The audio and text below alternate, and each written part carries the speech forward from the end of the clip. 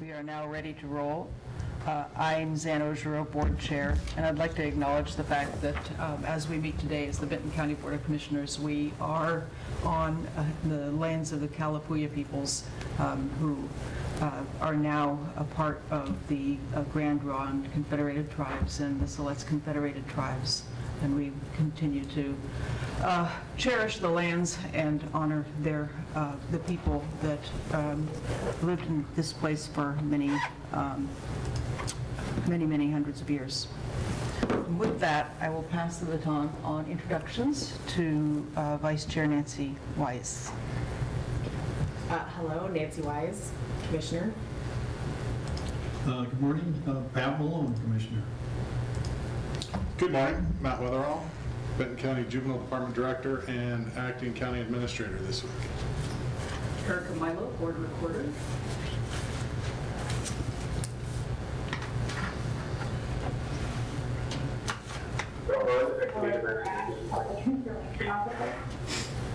Very good. Teresa Farley, Benton County staff. And I see,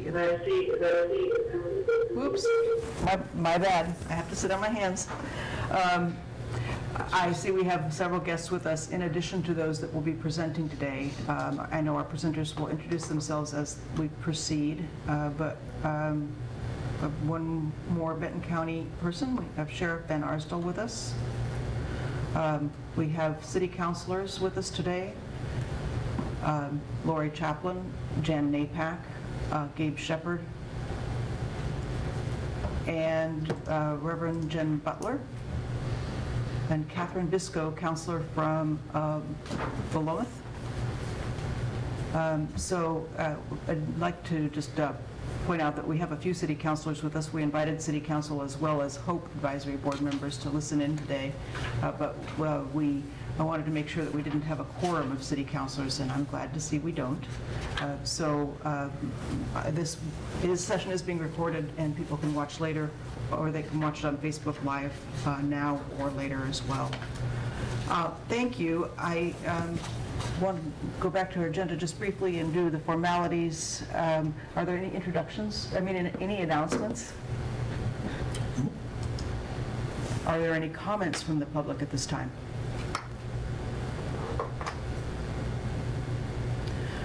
Any additions or changes to the agenda? Did Reverend Butler say she had comment? In the chat? Yes, she does. Okay. Yeah, sorry about that. Reverend Butler, you would like to make a comment, please do. Good morning. Thank you for the opportunity to provide public comment this morning. My name is Reverend Jennifer Butler. I'm the Senior Minister at First Congregational UCC in Corvallis. As I believe many of us here are aware, since we do have the city with us, the city of Corvallis recently returned to their pre-pandemic policies around hosting and clearing camps where a great many of our unhoused neighbors shelter. This indiscriminate action has been denounced by many service providers who find this policy problematic for any number of reasons, including the problem of having maxed out our current sheltering capacities while failing to identify other sanctioned options. Groups of providers and advocates have consistently asked the city to stop sweeping all the camps until there are appropriate alternative spaces designated for living and sleeping, and at their last council meeting, the city failed once again to move forward on this issue. Instead, they passed motions that do not have the support of the service provider community and are ineffective solutions to the much larger problems we seem unable to address. So I am here this morning to ask the county to have the political will to step into this vacuum of leadership. The HOPE recommendations are good, and I am thrilled that the city and county are moving forward, working together toward implementation and partnership. But we must move quicker and with more imagination than we have currently seen demonstrated for the sake of our unhoused neighbors who are suffering and displaced right now. The city says asking to focus on the folks who are currently bearing the brunt of the inhumane practice of bulldozing camps is a distraction from their work. I am curious how caring for humans who are in harm's way now is a distraction. The city says it is not their responsibility to create and implement social service plans. So I wonder how long we are going to argue over whose responsibility it is to care for one another, while there are social service providers standing in between bulldozers and tents, so families can gather their belongings before camps are destroyed, or the temperatures spike above 100 and folks have been displaced deep into the forest, away from water and resources, while we continue to face the increasing impacts of smoke and fire and COVID variants. How long will we continue to pass this hot potato? We do not have the luxury of waiting for a shelter or shelters to be built. The rates of housing insecurity rise daily, and we have at least 150 known folks living outside in Corvallis alone. The city has not been willing to talk about sanctioned camping or pursue managed camping beyond putting the burden on someone else to figure it out. They say neither is currently possible. Curiously, the county has an example of a successful managed camp. So it is possible. It is a matter of leadership, will, and the capacity to partner effectively.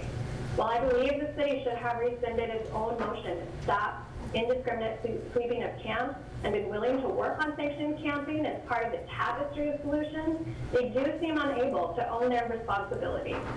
So perhaps, commissioners, the task to provide leadership and true innovation lies with the county.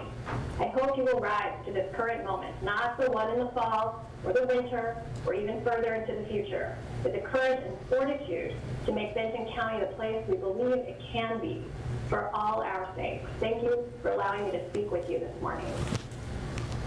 Thank you. Appreciate your words. And we will do our best to rise to the occasion. I, as a Hope Board member, fully support our recommendations to the Board of Commissioners and City Council, and I too hope we can move and work together swiftly. This morning, we invited a suite of you who are part of our services to the unhoused community to discuss your roles and to lay out how you envision being involved in the implementation of the HOPE work with the city and the county. It's going to take all of us. It'll take all of us to do everything we need to do, for sure. All the fundraising, all the implementation. It's a big lift. And to care for people. So I'd like to start in the order that is presented on the agenda with Ben Danley from Community Outreach, followed by Sean Collins, Ann Craig, and then Allison Hopgood. Hey, good morning, everyone. I'm Ben Danley. I'm the Executive Director of Community Outreach. Erica, I have a short PowerPoint. Could you help me get access to share that with the group? Sure, just one moment. I do have this PowerPoint. I don't want to make this just kind of like a rotary presentation or anything, but I did want to just give you all some background about what COI does and kind of how we operate, and then how we might fit into the HOPE recommendation. So, COI, Community Outreach Inc., this is our mission, helping people help themselves lead healthy and productive lives. Can everyone see that? Yes. Excellent. So we serve people in Lynn, Benton, and Lincoln counties who are experiencing or at risk of homelessness. We provide housing and also a lot of other services that we have designed to address the factors that might lead to vulnerable to homelessness. This is our building. We're off 9th Street on Ryman Avenue. Some of those services that we provide are housing and case management, medical and dental services, behavioral counseling, children's services, and day services. I'm going to blast through those real quick just to give you an idea of what we do, and then hopefully move on to the next presenter. This is a couple of folks who were recently in our family dorm. We provide transformational housing and provide services that we try to wrap around all of our residents. We have families, single men and women. We're drug and alcohol free and behavior based. The average time to successful completion of our program is 6 to 9 months, maybe up to a year, longer in some cases, but for most folks, that's what we're looking at. We're really growing our aftercare program for folks who want continued support after they move out. One of the reasons that we really believe in our family dorm is that we've got growing reports from community partners, including the Corvallis School District, that there are lots of kids who are experiencing homelessness these days, and I really want to highlight those folks a little bit. This particular, the mom here said she didn't realize what a blessing COI was until we got there. It was a struggle while we were there, but they really helped me, so that's just one of our core providers. Another one, I want to talk a little bit about management. We provide case management to all of our residents, and we have special programs for vets, like safety and for young adults. He said, I was homeless, I almost died. COI is one of the greatest things that has ever come into my life. No matter how downtrodden you are, there's always hope. Our medical and dental clinics, we hold them in Corvallis, Lebanon, and then we have some farm clinics in rural Benton and Lynn County. All volunteer healthcare providers. We have great partnerships with Samaritan, the Corvallis Clinic, and other medical providers. In fiscal year 2021, there were almost 1,300 visits to one of our medical clinics. And we also provide other clinics such as diabetes education, physical therapy, gynecology, and other similar specific practices. We have, as I mentioned, behavioral counseling. We do trauma-informed, culturally competent outpatient counseling services to adult men and women. We also have drug and alcohol use counseling, and we encourage our residents to engage in counseling, but about 2/3 of our clients are from the general community to any under or uninsured folks in our community. This guy's name is Paul. He was a real sweetheart. He said that he really loved the mindfulness that he learned in COI's behavioral health group sessions. He said mindfulness was a big part of why I survived. I think if I think of the past, I get stressed. If I think of the future, I get anxiety. If I think of the here and now, I feel safe. We also have a child care center, Mary's Place. We serve from about 6 weeks to 4 years, and you know these children have some unique needs that are based or that are brought on by being homeless or from highly transient families. It's a nature-based program. We try to get the kids outdoors and bring nature inside when we can. A lot of these kids don't have a place where they can have a backyard, so we really appreciate having them play outside. In Lynn and Benton counties, OSU has done a study that says that child care is actually more expensive than public university tuition for in-state folks, so that's pretty shocking. You can imagine that if you're a single parent working at maybe a fast food job, you might be able to cobble together rent, but you're probably not going to be able to also pay for your kids' daycare. We also do day services, food distribution. We have mail and message service, information referrals, other kinds of things like that. We provide food distribution both for the community and for our residents. And even during COVID, we've continued to do that kind of with a no-touch system using our intercom. Our newest program is a recently added 12-bed dorm for young adults, age 18 to 25. Not quite kids, not quite adults. We've served those folks in the past, and it's about 15% of our population.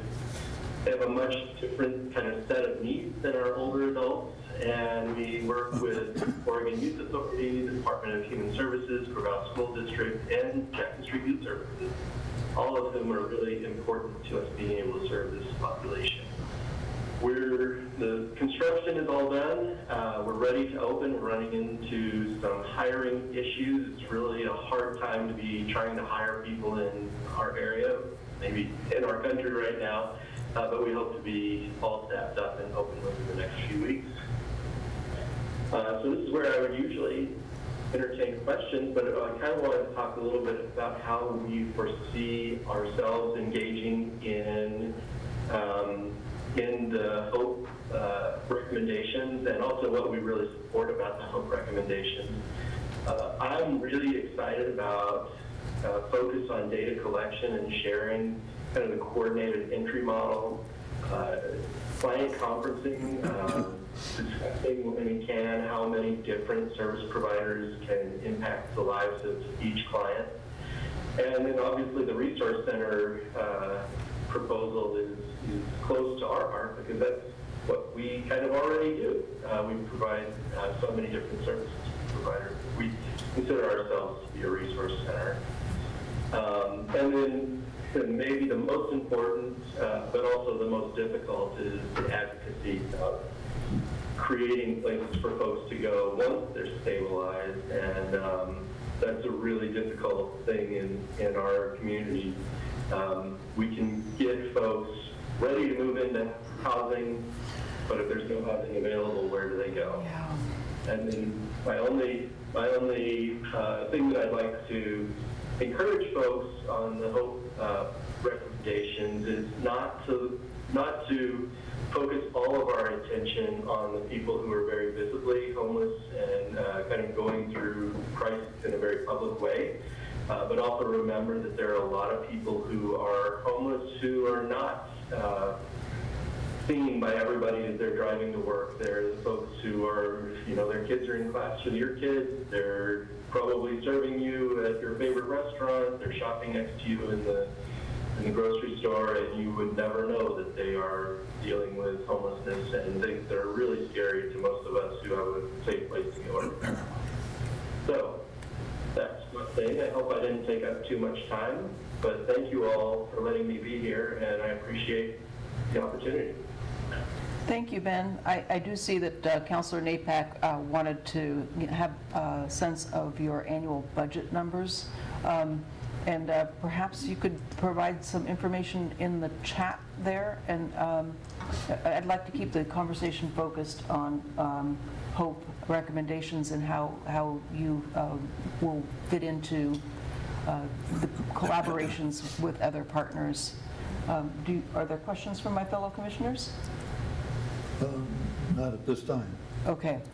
I have just one question. In terms of the new dormitory for the 18 to 25-year-olds, I'm eager to hear how you work with Jackson Street Youth Shelter, so I'm sure that that'll come up as Ann speaks as well, and look forward to hearing more about that. You bet. Would you like me to answer that right now, or we'll just kind of talk about it later? You're welcome to address it now, or we can wait until after Ann has spoken. Okay, we'll let Ann talk, and then I'll chime in later. Okay, let's do that. So next up, I don't see Sean. Yeah? Well, Is Sean Collins. There. Okay. So I also have some slides, so if I can share, that'd be great. Sure. Audio, we need a little bit more, people are having trouble hearing us. I forgot to put my mic on, so that was part of the problem.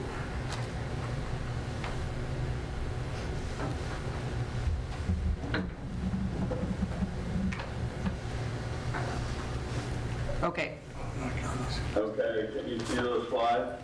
we can. Hopefully you can hear us all better now. Yep. So thanks for the opportunity to talk today. My slides are a little more word heavy than picture heavy. I envy Ben's slides there a little bit. But I just wanted to set the context a little bit for the area that Unity Shelter works in before talking specifically about programs.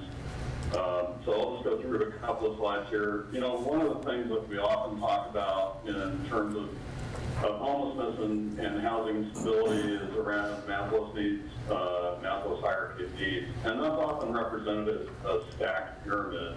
I kind of like this picture a little bit better because I think that you can have all of those elements of Maslow's hierarchy in place, and the impact of trauma, some sort of life event, the sort of recurrence of issues that are really related to adverse childhood experiences can kind of blow a hole right in the middle of that pyramid and really send you into a very difficult state. And this is a condition that we see over and over again with the folks that we serve on a daily basis. There's really kind of a spectrum of need in our community, and this is part of the spectrum that Hope has been trying to address, and that a lot of service providers in town really work on. For Unity Shelter, we're very much focused on the chronically homeless, the unsheltered folks that are in need of transitional housing support. With the creation of Unity Shelter, part of what we did was bring together helping organizations with a transitional housing program in Safe Place. So we've got a pretty good spot on the spectrum right now, and then we've obviously have very strong partnerships with Corvallis Housing First that does a lot of permanent supported housing and others as well. So that's kind of our sweet spot. I think that we think a lot about what it takes to support a person, and I've got a slide here about kind of lessons learned in the last year and a half, which has been a pretty intense learning period for a lot of us.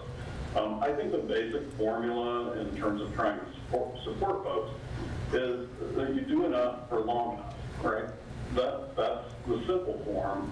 What actually rolls into that is where it gets complicated. You've got to have a lot of network supports and resources.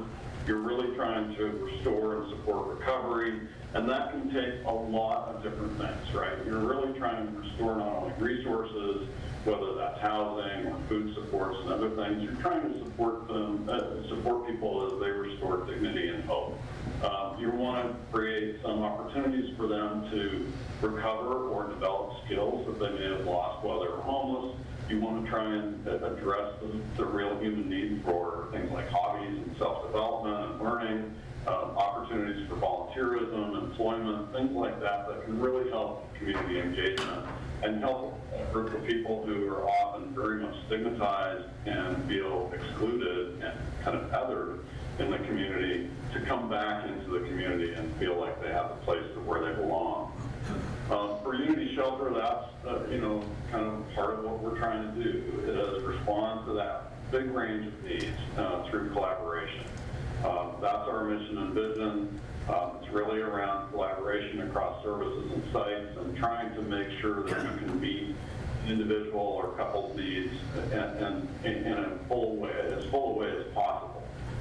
Collaboration is key to that. We work very hard in terms of community engagement, both in terms of our neighbors and we're around the sites that we work with, that we work in, but also with people in our programs trying to get engaged and connected back into the community. And safety is just a really core and central value to everything that we do. And that's, again, safety for not only our residents, but for the broader community as well. In terms of our programs, this list got bigger in the last year and a half, and some of it grew just even in the last 6 months. So a year and a half ago, I would have just talked about the men's shelter, roomy and women's shelter, and Safe Place. We've added the hygiene center and continued to operate that since last March, and we still serve 40 to 60 men and women daily with showers, food, laundry, some clothing sometimes, and device charging, and a lot of information and referral work too.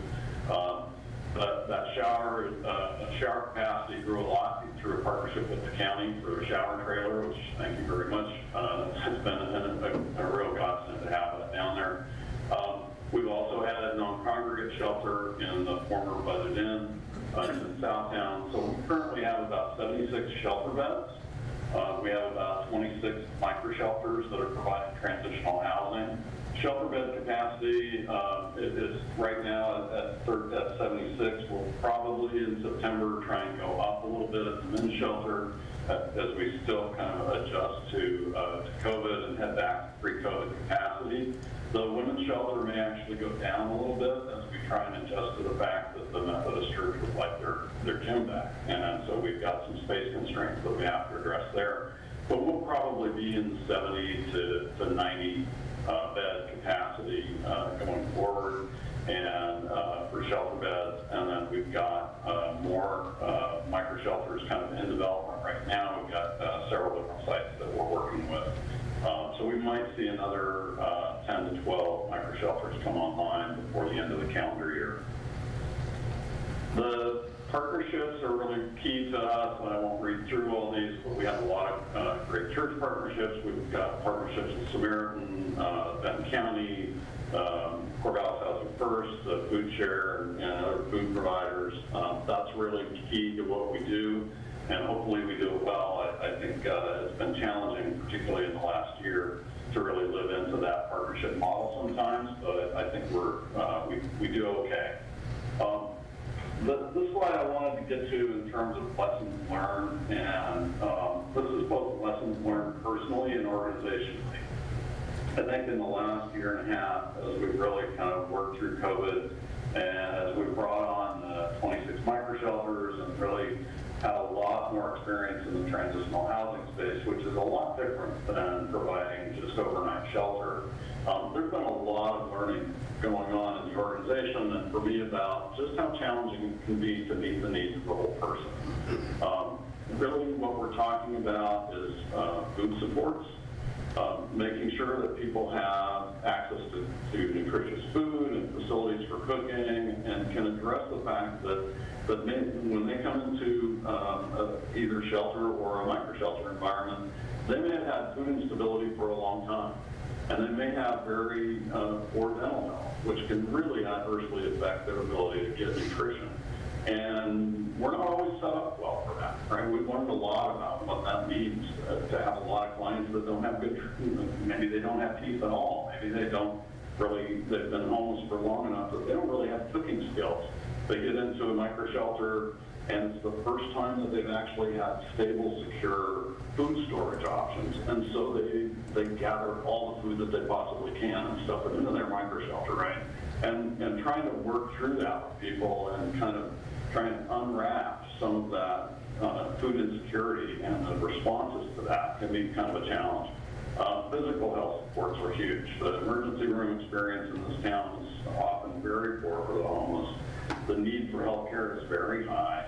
The use of healthcare and primary care physicians is kind of rare, and we during COVID we lost our mobile medical care services from Samaritan, so the van that was regularly at the men's shelter has been diverted into other uses, and then and I think now it's totally offline. So that's a big need for both the sheltered and unsheltered folks to get health care into the context of where they actually are. Mental health supports, again, a very challenging issue in this community. I think that one of the things that's a big learning for us is that if at all possible, you should schedule your mental health crisis Monday through Friday, 8 to 5. That's kind of a simple thing to do, right? No problem.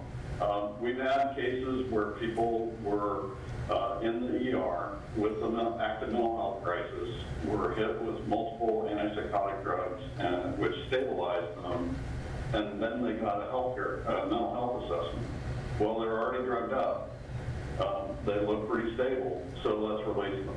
And now we've got weeks of trying to get them back into some sort of service environment where they can get the health care that they desperately need for their mental health needs. And that is really unacceptable and has to be addressed in our community.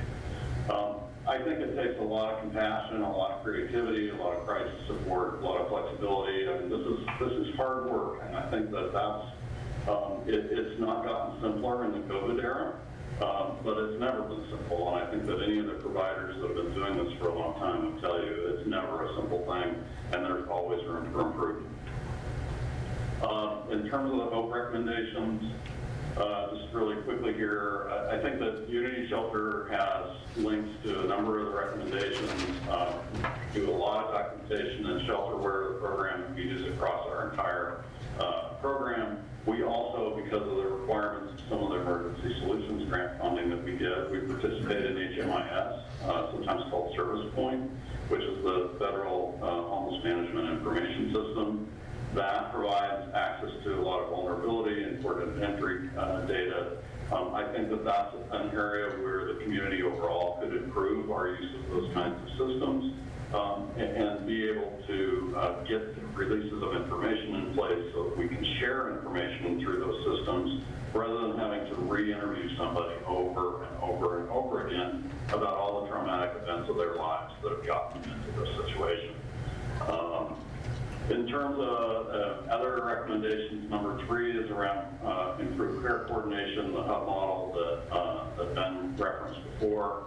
I think that the thing I would say here is we're a willing partner in trying to do those kinds of improving care coordination. I think it's really clear that we want to be clear that client voices need to be well represented in that model. Some of the models that are discussed really don't have the client in the room, and client voices are not represented there, and I don't think that's really a good experience for anybody. I think it's very important that client voices be in the room. The adult services team model is one that I think we've kind of lost track of in our community, and I think it's a big miss. With the loss of the AST, we lost a pretty key forum for client advocacy and engagement in their own plans. In terms of the case management, that is an area where, again, big learning for us is just how critical that is. We knew it, we've all known it for a long time, but it is a real challenge, and it means lots of different things in different contexts. So I think having some more clarity and definition around what case management means and what the outcomes, what the processes are, what the expectations for time and engagement, crisis support, et cetera, are really important. And then once we get people, like in our programs where we're trying to get people from shelter into transitional housing and then into more permanent supportive housing, we want to make sure that we are following that person through that transition and that we're supporting them with the development of the life skills that they need to really ensure long-term housing success. I think without that, you can often, you can pat yourself on the back that you've gotten somebody into housing, but they don't really know how to maintain that. They don't know how to feed themselves well. They don't know how to manage a budget well. And then they're going to be teetering on the edge of losing that housing again for a long time. And that's not really fair. Number 5 is around crisis response team. A lot of words here. Just the big sum of this is we need to have a better crisis response in our community. I really don't think that we're there. I think law enforcement paired with mental health is appropriate in many cases, but it's not always there. We need more non-police response to mental health crises. We need to be able to not trigger people by having someone show up in a uniform when that might be part of the trauma that's actually, that they're engaged in. So we've got a lot of work to do in that area, and we're certainly willing to help in whatever way we can. And then the shelter system, just no surprise, shelter is very central to what we do. So we want to be a part of that conversation very much. And 24/7, 365 is certainly part of our organizational goal. The big challenge, I think, and a lot of this is right sizing. It's very hard to forecast needs, and we have to be really careful about how we think about pricing. It's not just about providing a roof.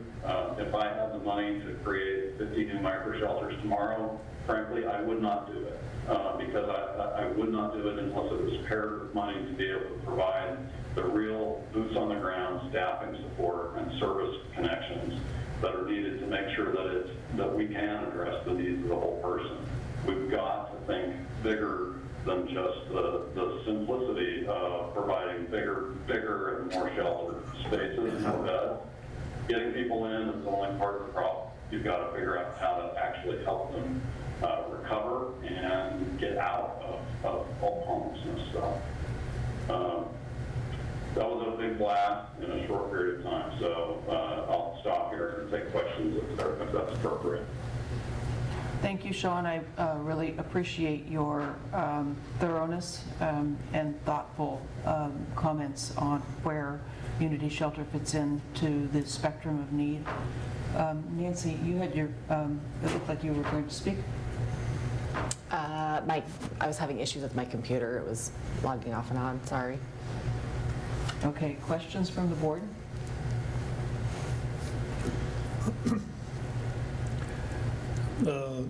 Yeah, Sean, I appreciate you mentioning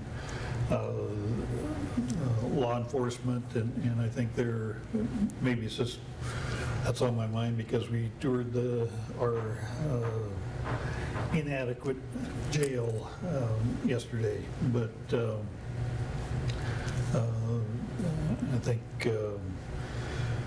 Reverend Butler mentioned the need for partners, and I think law enforcment are part of this package, and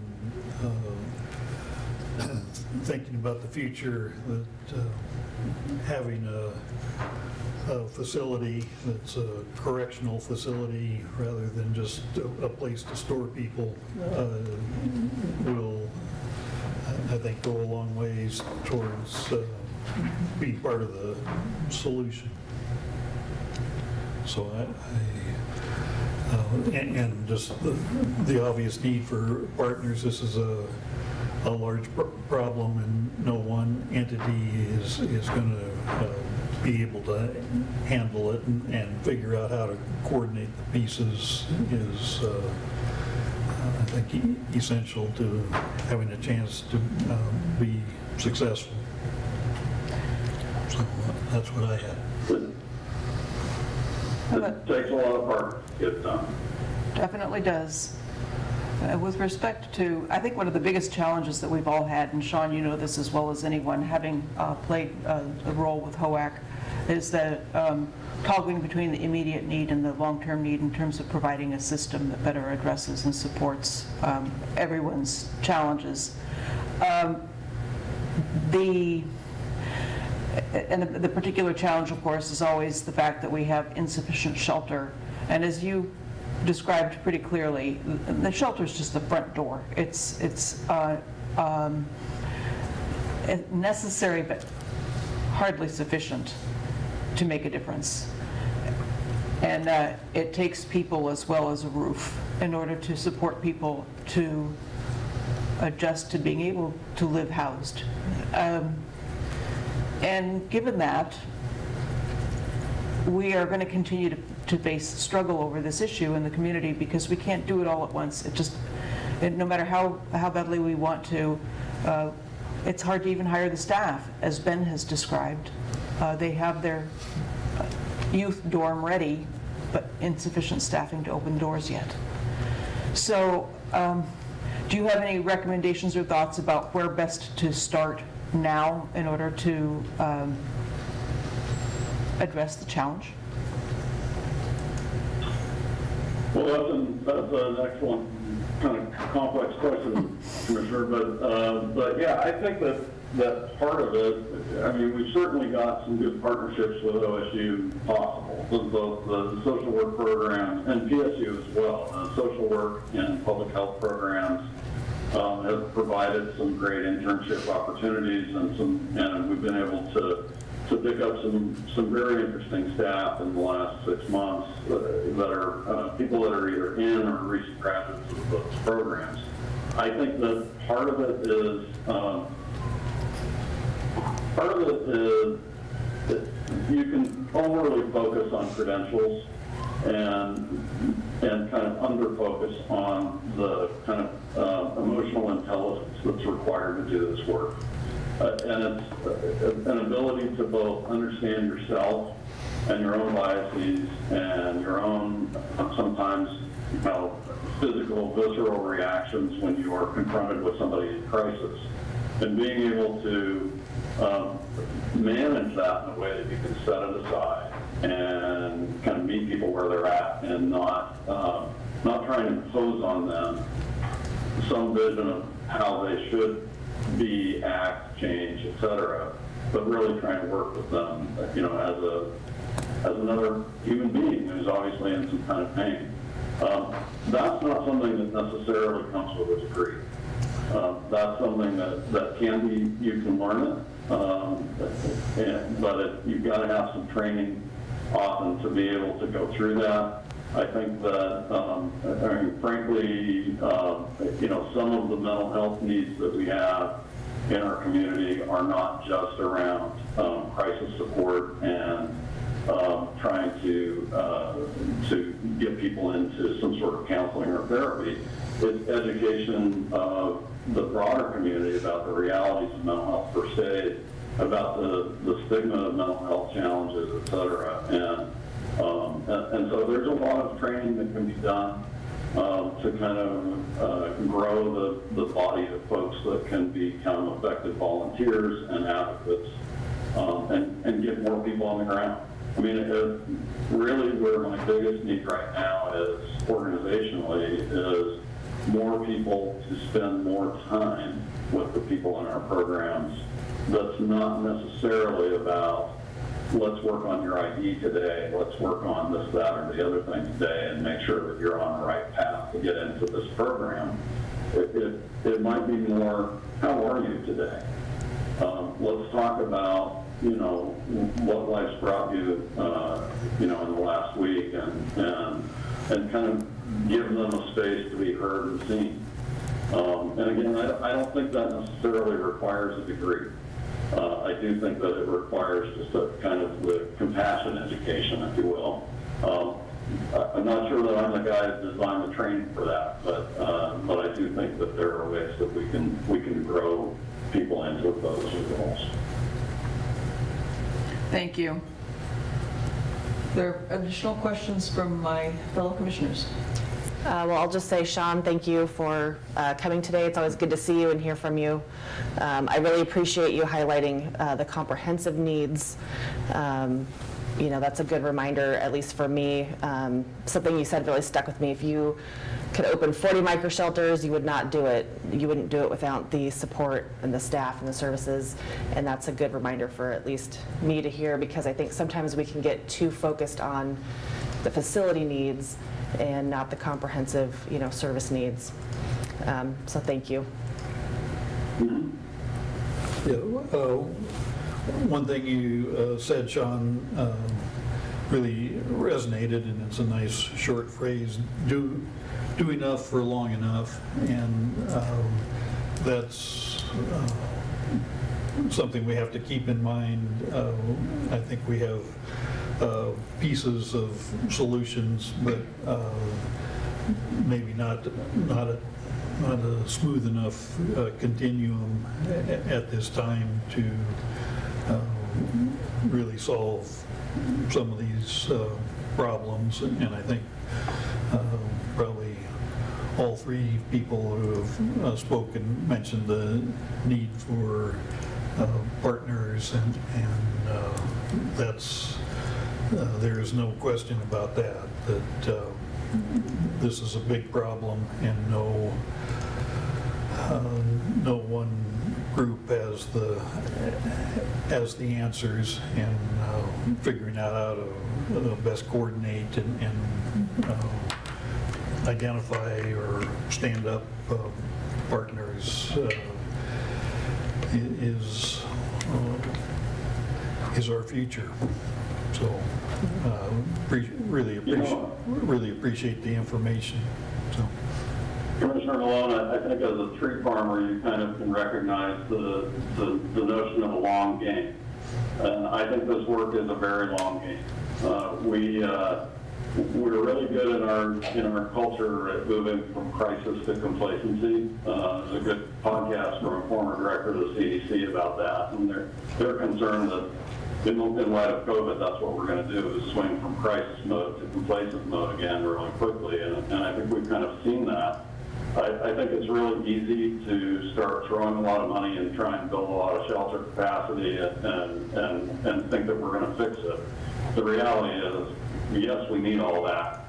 We also have to play that long game and think about the real long-term needs that we have structurally in our community and our society to meet the needs of people over time. So we need to learn from the tree farmers. Okay. Thank you. On that note, I'm going to transition us to Ann Craig from Jackson Street Youth Shelter. We are we are a bit behind schedule. We've got a slow start this morning. So I am going to make sure that we get through everyone, and we probably will need to wrap up by about 10:20 if we can. I know that's tight, so just keep that in mind. Hi, I'm Ann Craig from Jackson Street Youth Services. I'd like to be able to share my screen as well. And I'll spend about 5 minutes with an overview about what Jackson Street does, and then I'll spend another 5 to 10 minutes with the recommendations of the whole board.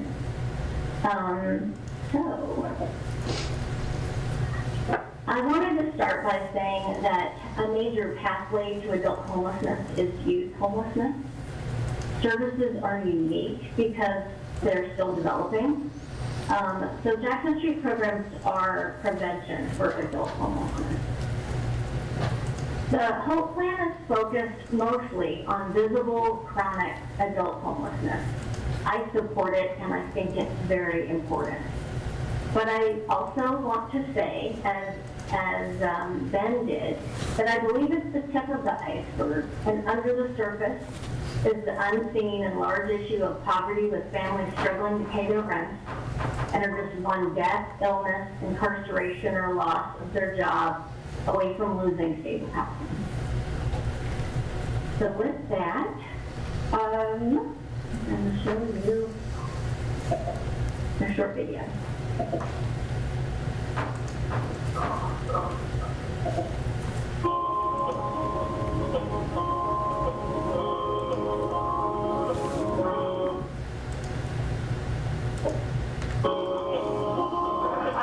Jackson Street Youth Services has a continuous form of care that serves this youth age range of 10 to 24 years old.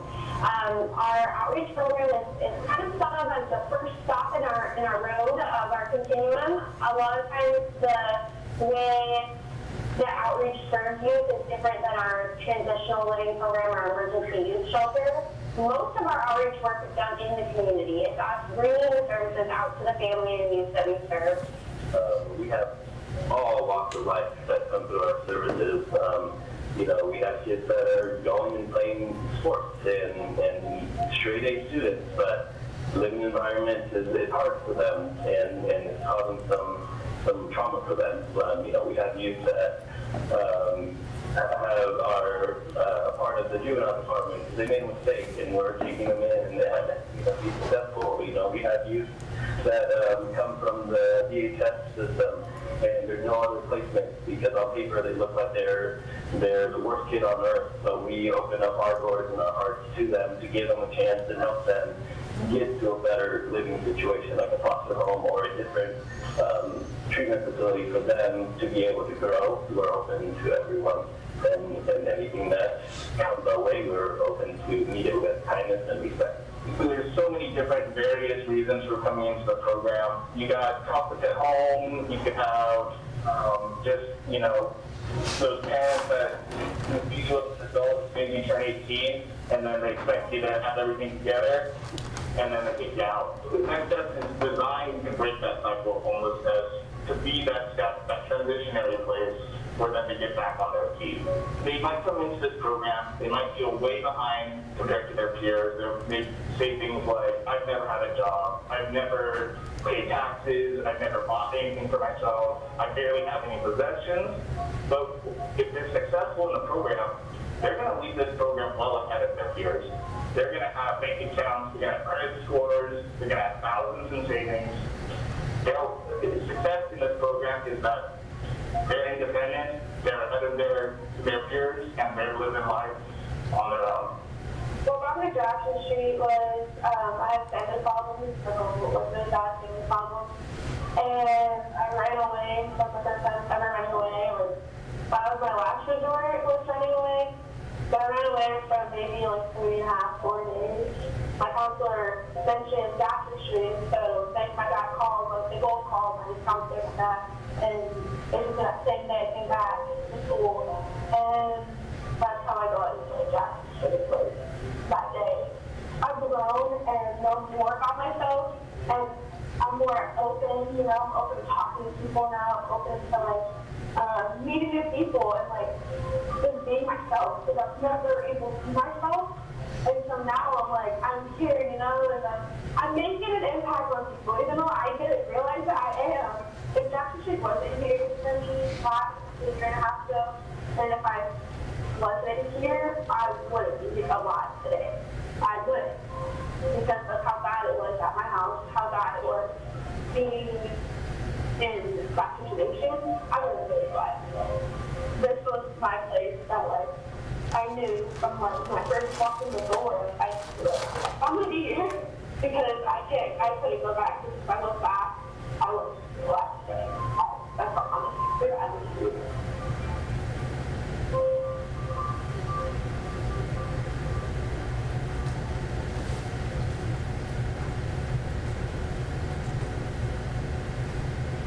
Sweet. Move things around. Here we go.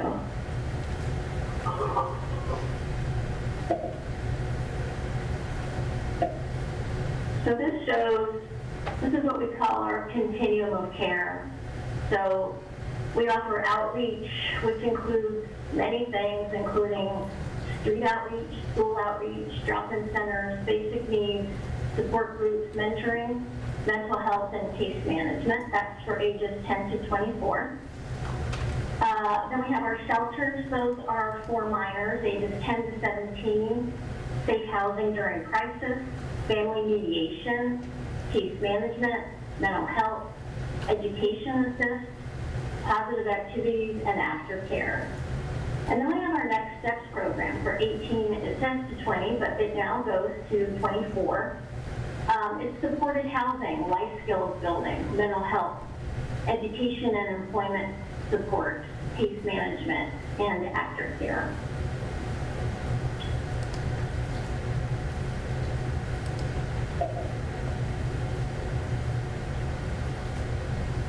With COVID funds, we're currently, I'm going to answer straight to the HOPE plan. Hopefully this answers your question. With COVID funds, we're currently investing in our organizational capacity with more beds, with program support staffing, with additional training, with mental health improvements, and with software systems. We have diverse funding, including private, local, state, and federal. But we'll need increased funding. It's going to be necessary to sustain our capacity initiative. And I'm going to go ahead and show you.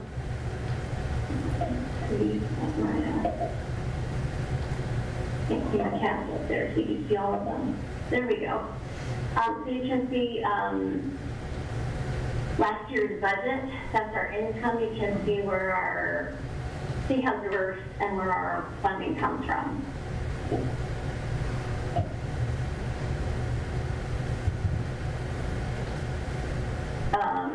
You can see that it goes mostly to staffing, and this is just a quick look at where some of those private, that's just from last year, private grants and our government grants come from.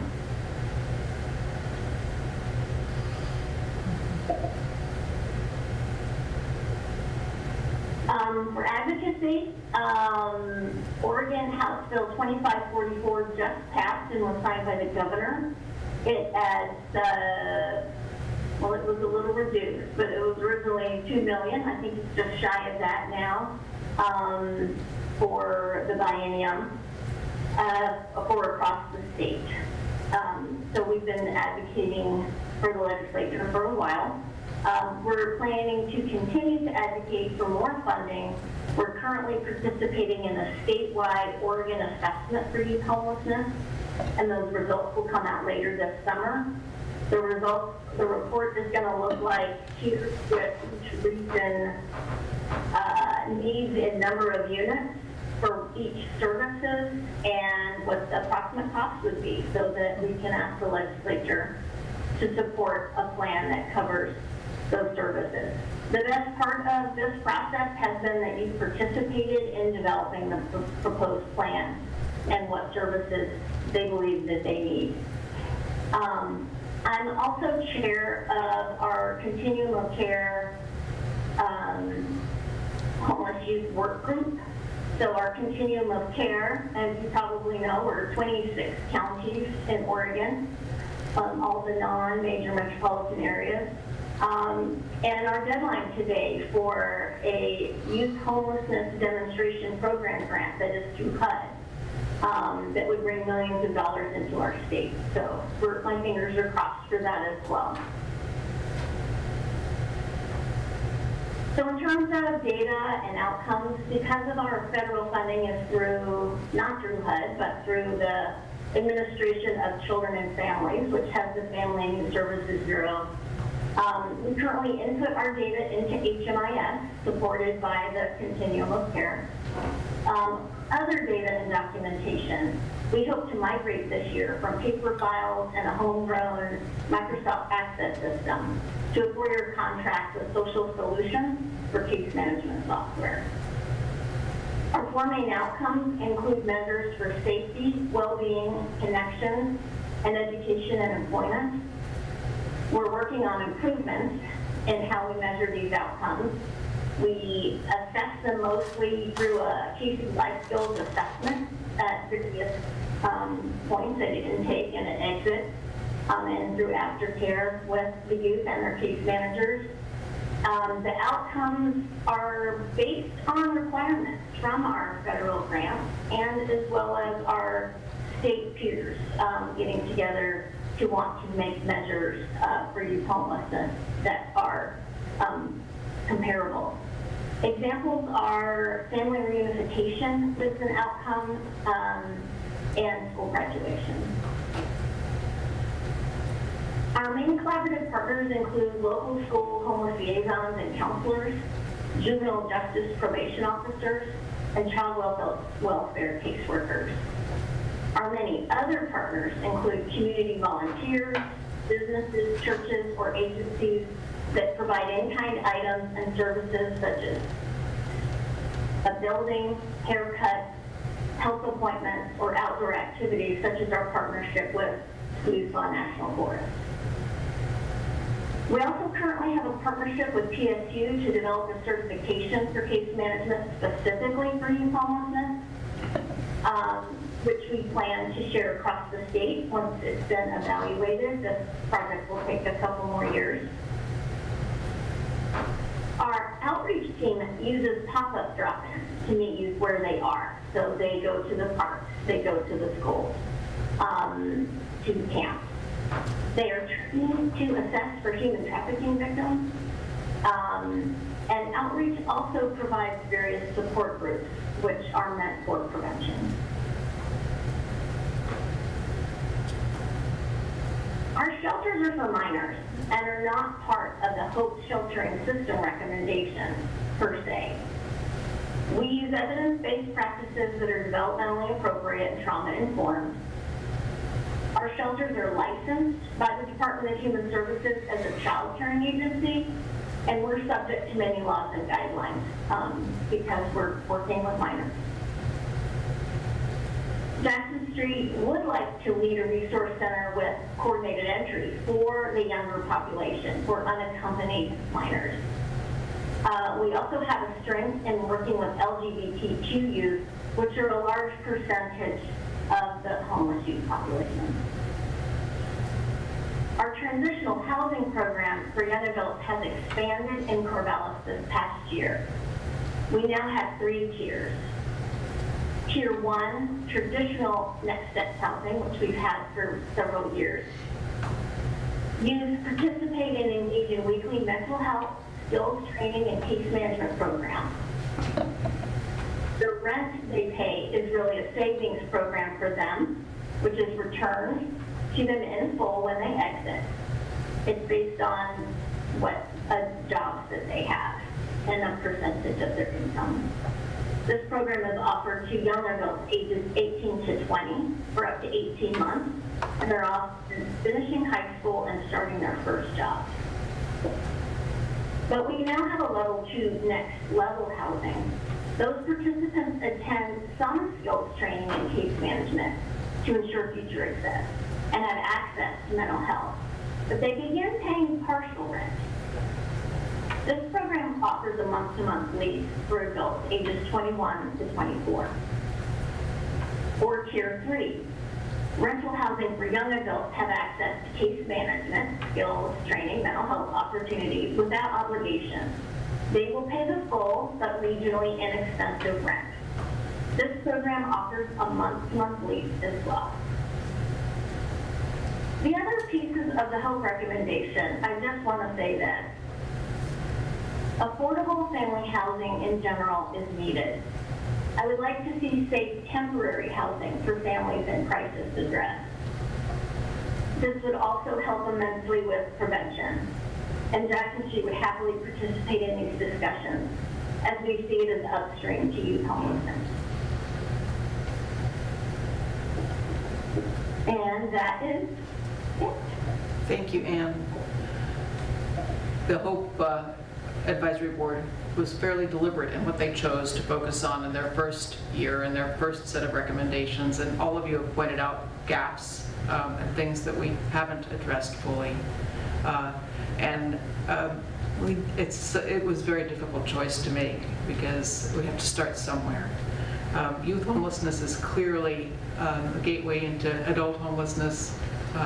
Trauma is at the root of so many people's challenges, and you all do a great job in addressing that. So I see that Ben has put a note into the chat about partnership with Jackson Street Youth Shelter. Ben, do you want to speak to that briefly and give Ann a chance to talk about that, your relationship and how you collaborate as well? You bet. Thank you so much. I just wanted to kind of call out the Next Steps program that Ann was just talking about, and what as they expand their programs to meet that young adult service, it looks kind of like they're competing programs, but really they're not. Our kind of dorm life, kind of shelter environment is great for folks who need a little bit more support and kind of a more eyes-on kind of situation. I think there are going to be a lot of opportunities as we get our young adult dorm up and running to refer folks back and forth between the two programs. And also we do a lot of kind of, we have a lot of plans for life skills training that I think both organizations provide great services to. And did you want to talk about that at all as well? Yes, thank you, Ben. I think that you were absolutely right. The need is huge for that age population, and it's slightly different than the chronic adult homelessness that you're addressing. The Chapin Hall report said that, and I believe this holds true for our area, but for the country, 1 in 10 of that older youth population have an experience of homelessness during the year. 1 out of 10 have the experience of homelessness during the year. We also, work with the college, who also has some homeless students.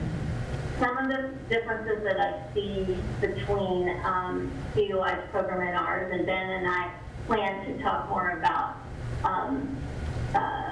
how we can even collaborate more strongly. But COI has the daycare, a lot of young adults that have young children. The daycare is a really nice addition. And COI has drug and alcohol services. So I think one of the differences is that many, not all, of the youth that we serve in transitional housing began as homeless teenagers that we serve perhaps in our shelters or through outreach. And then they're able to get into this housing. And as Ben said, our staff aren't sleeping in the housing. We're really trying to move them to kind of this next level of independence, whereas our shelters are staffed 24/7. So the youth are really, they're fill out an application and are really expected to put in the work and help grow their independence. So just to rephrase, it sounds like the programs are very complementary. They have different levels of supervision, different levels of supports, and COI provides some of the services that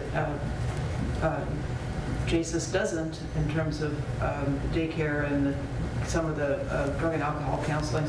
And there'll be a lot of opportunity for you to share skills training. So it's really just additive resources. And I'm also very happy to hear about your statewide advocacy. I'm excited about the potential to bring additional federal dollars into the state to address youth homelessness. It really is an important issue. With that, although I hate to move on, we need to give Allison her time. So I would like to shift to Allison Hobgood from the Corvallis Daytime Drop-In Center. Thank you, Dan.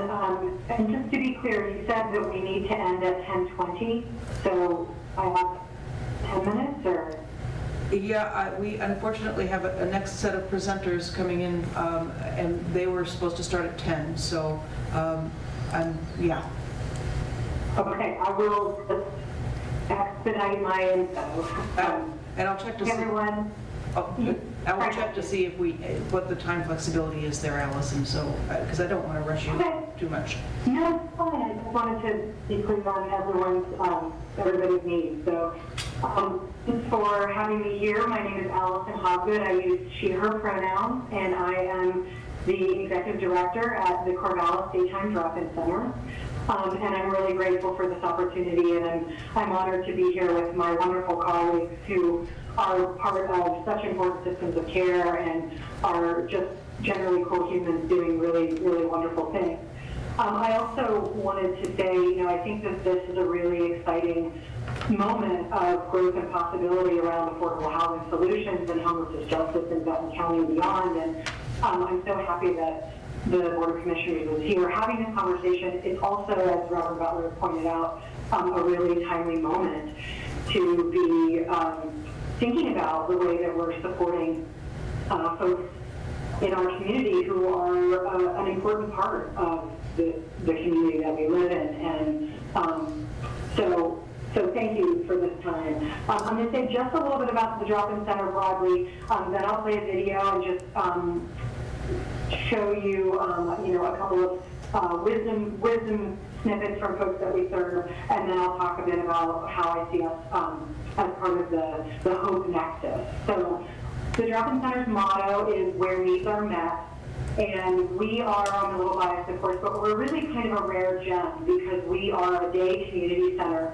that serves as an extremely low barrier resource and navigation hub for people in poverty, many folks in chronic poverty, many of whom are unhoused.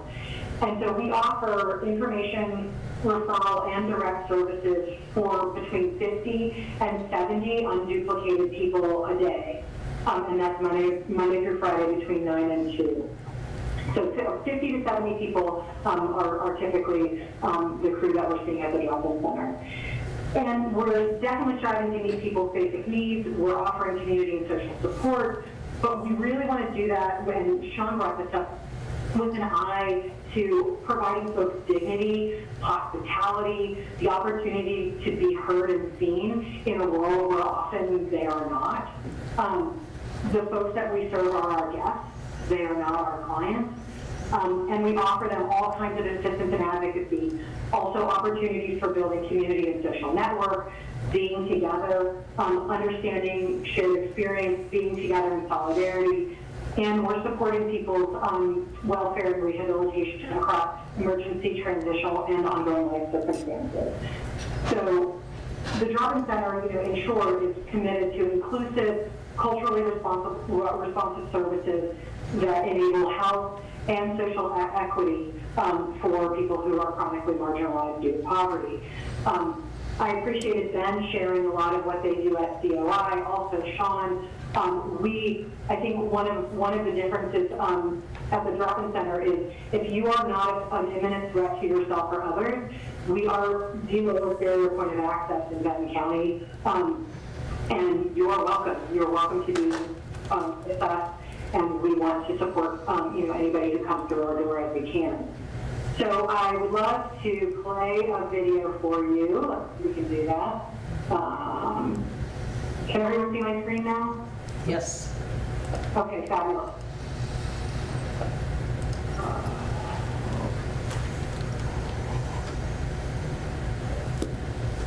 All right.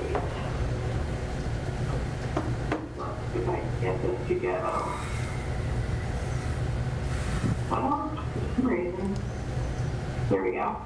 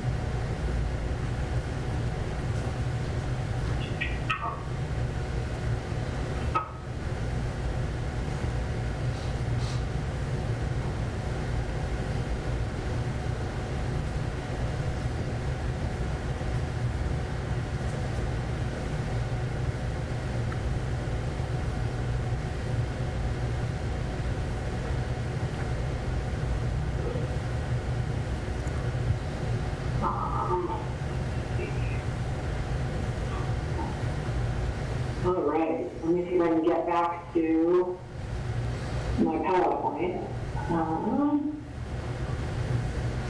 So one of the, and I'll just run through this quickly, but one of the experiences we just had this last week is that a man called Von Noltner, N-O-L-T-N-E-R, who is a peace activist, international peace activist, was at the drop-in center for 3 days. And he met in short and long-form interviews with many of our guests. And here are a couple of folks who are part of our community and who wanted to share their wisdom. I'll just scroll through these quickly. I'm changing my role from student to love myself again.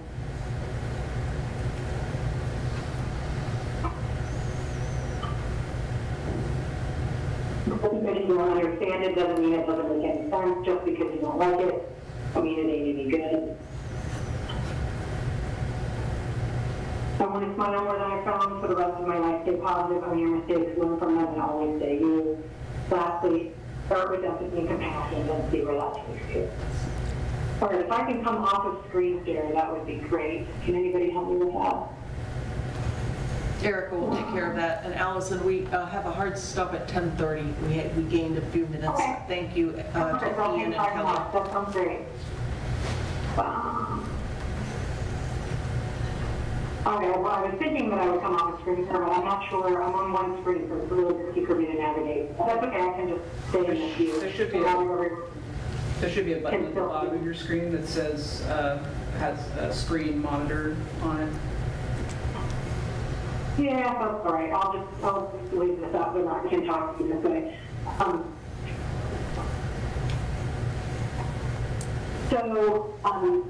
Anyway, I wanted to underscore, that the latest data from the drop-in center continues to show that homeless, Indigenous, and Black individuals are significantly overrepresented in our guests. Moreover, our guests self-report at 76% that they identify as having disabilities of some kind, from depression to PTSD and schizophrenia. So we're working with folks who are quite marginalized and have sort of intersecting vectors of marginalization as well.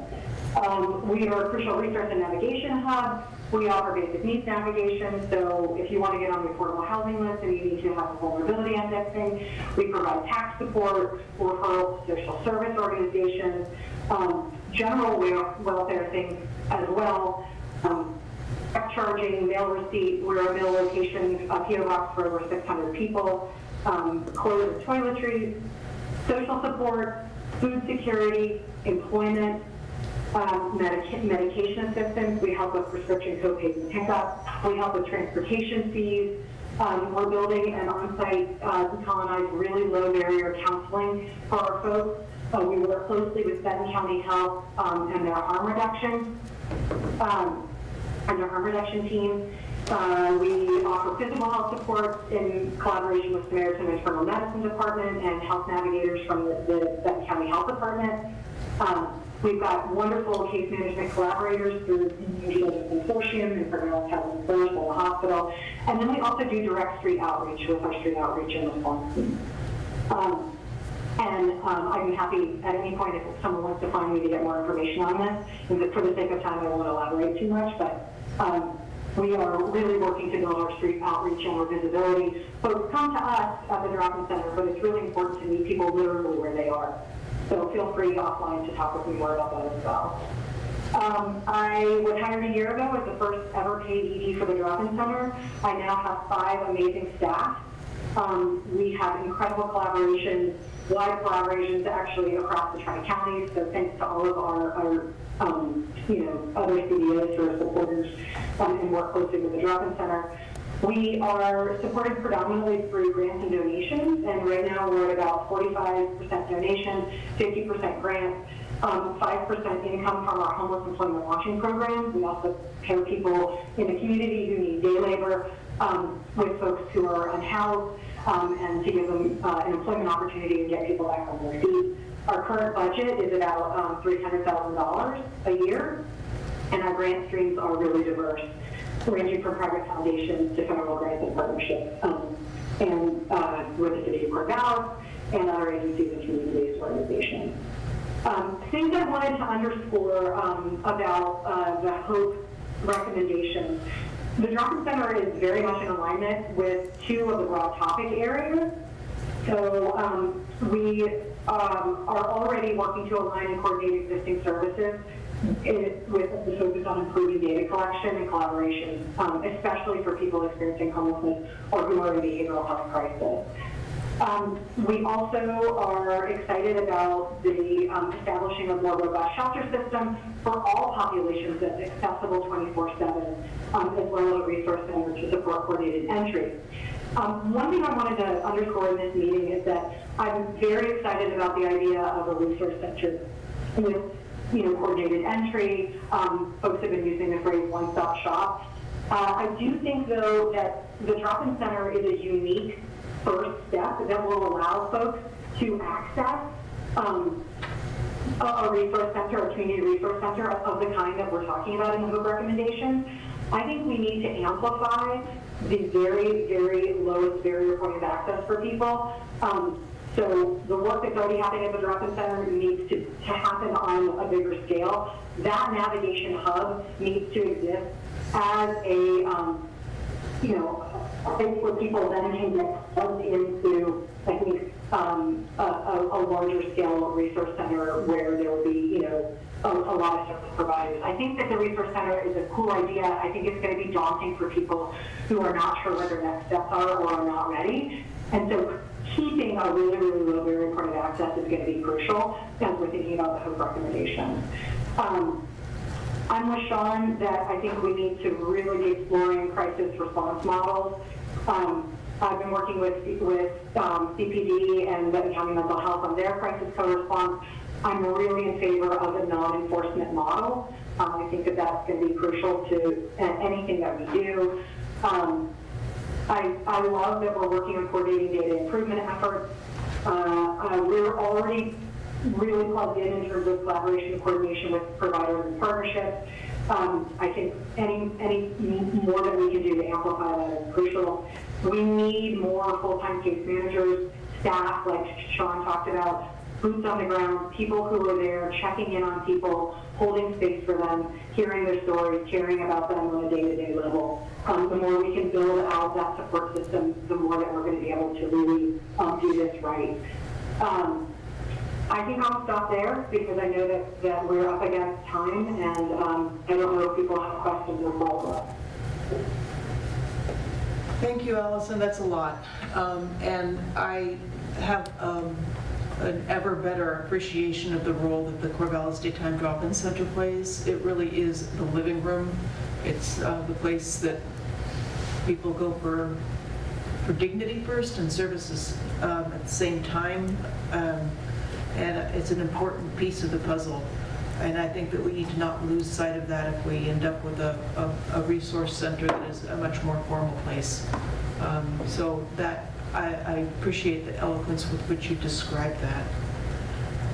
Thank you. And I think there's, in the same way that we need really diverse options for people in terms of housing, we need to have, that really, really low barrier, not so daunting, right, place for first steps. And you're right, I'm glad to hear you say that we're not going to lose sight of that because I think it's really crucial. And I think there's lots of room for growth in that, even as we, think about another kind of resource center as well. Thank you. Questions from my fellow commissioners? I don't have a question, but just a comment. I really appreciate all the presenters this morning. I'm familiar with some of these organizations, but it's nice to see the people that are in charge and keeping things moving, and gives me a better idea of maybe where the gaps are, what we have, and then what we need going forward. So appreciate the information that was provided this morning. Yes, thank you, Allison, for coming and presenting all of that. A lot of good information. I really appreciate it. Yeah, I'm sorry that it was rushed, and I'm sorry that I can't figure out the right button to on the screen share, so you can't see my face right now, but I appreciate the opportunity to be here, and I'm excited about the role that the county might play, in this moment, and I'm really grateful to everybody on this call. Let's keep changing the world together. Allison, if you're able to go back to your Zoom window, there should be a little button at the bottom that says screen, and that would be the one to turn off sharing. Yay! Excellent. Thanks. Thank you. I couldn't juggle it all and say, I don't have two screens in the vein of my existence in Cody. The second monitor is really a godsend, I have to say. Yeah. Okay, well, thank you all very much. I know we could spend much more time on this topic. There's a lot to learn. The group that wasn't here today was Corvallis Housing First. They were part of our first panel of folks that were supposed to present to us, and Andrea was on vacation, unfortunately. We had a scheduling mishap. So I'm looking forward to perhaps integrating her in our third panel next month, so that she also has an opportunity to address many of these issues and describe their role as we move forward. And we are joined now by Kelly Officer and Ian Davidson from the Oregon Criminal Justice Commission. And I'm really looking forward to their presentation about what they do in their mission and what the legislature is adding to their load, and what they might be able to do to help us with technical assistance as we go through our justice systems improvement program here. However, I have to plead for a 2-minute break because I'm not going to make it through the meeting otherwise. So we'll be back in as quickly as we can be. Thank you for your patience.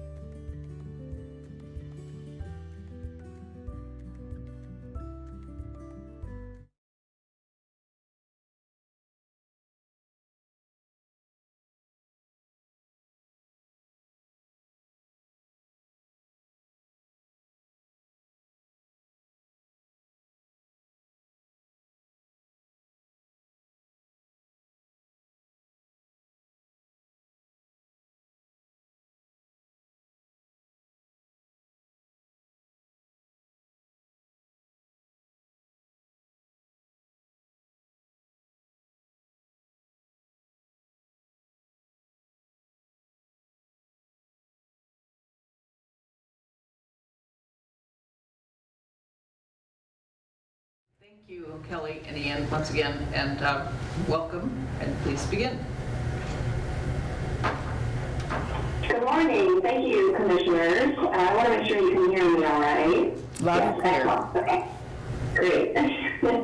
We have some PowerPoint slides prepared for you this morning to give an overview of the Criminal Justice Commission, or CJC. My name is Kelly Officer. I'm the Research Director for the agency, and then Ian Davidson is with me here this morning also, Justice Reinvestment Program Manager. And we'll give an overview of our agency and then a couple quick examples or review of the different areas we've been working on.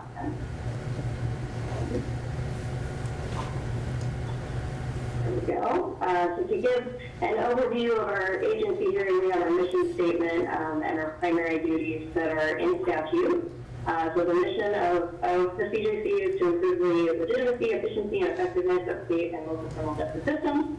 And then referencing our statute, our primary duty is to develop and maintain state criminal justice policy and comprehensive long-range plan that achieves the goals listed there from the language: public safety, offender accountability, crime reduction and prevention, and offender treatment and rehabilitation. Here's a quick org chart of our agency. There we go. We have a staff of about 20 and have kind of two main arms of work: our programs division and our research division. Ian's going to give a few examples of the type of work our programs division does. We have kind of operations to keep us moving, and then I am over our research unit, and we do several different research activities. I'll give a few examples of those in the presentation today. And then I'll turn it over to Ian to give a quick overview of our programs work.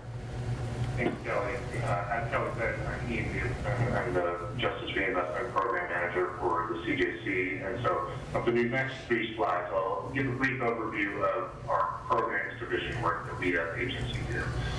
So broadly speaking, we are a grant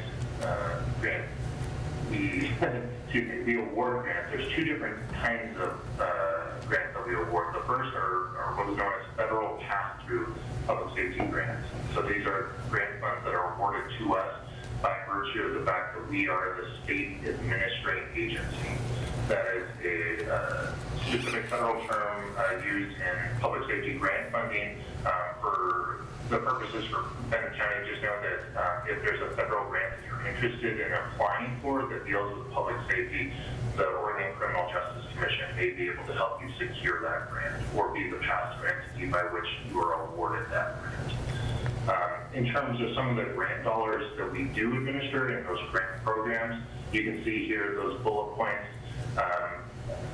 Perhaps that list will grow with time, but for now, we received the Burn GI grant program, the Coronavirus Emergency Supplemental Funding Grant, which I believe Benton County was a recipient of some of those pass-through dollars, the PREA grant, the Prison Rape Elimination Act grant, and then RSAT, which is Residential Substance Abuse Treatment Grant, and then lastly, the Sex Offender Registration and Notification Act, or the SORNA grant. So those are the 5 federal grants that we currently have received and administered. Kelly, could you go to the next slide?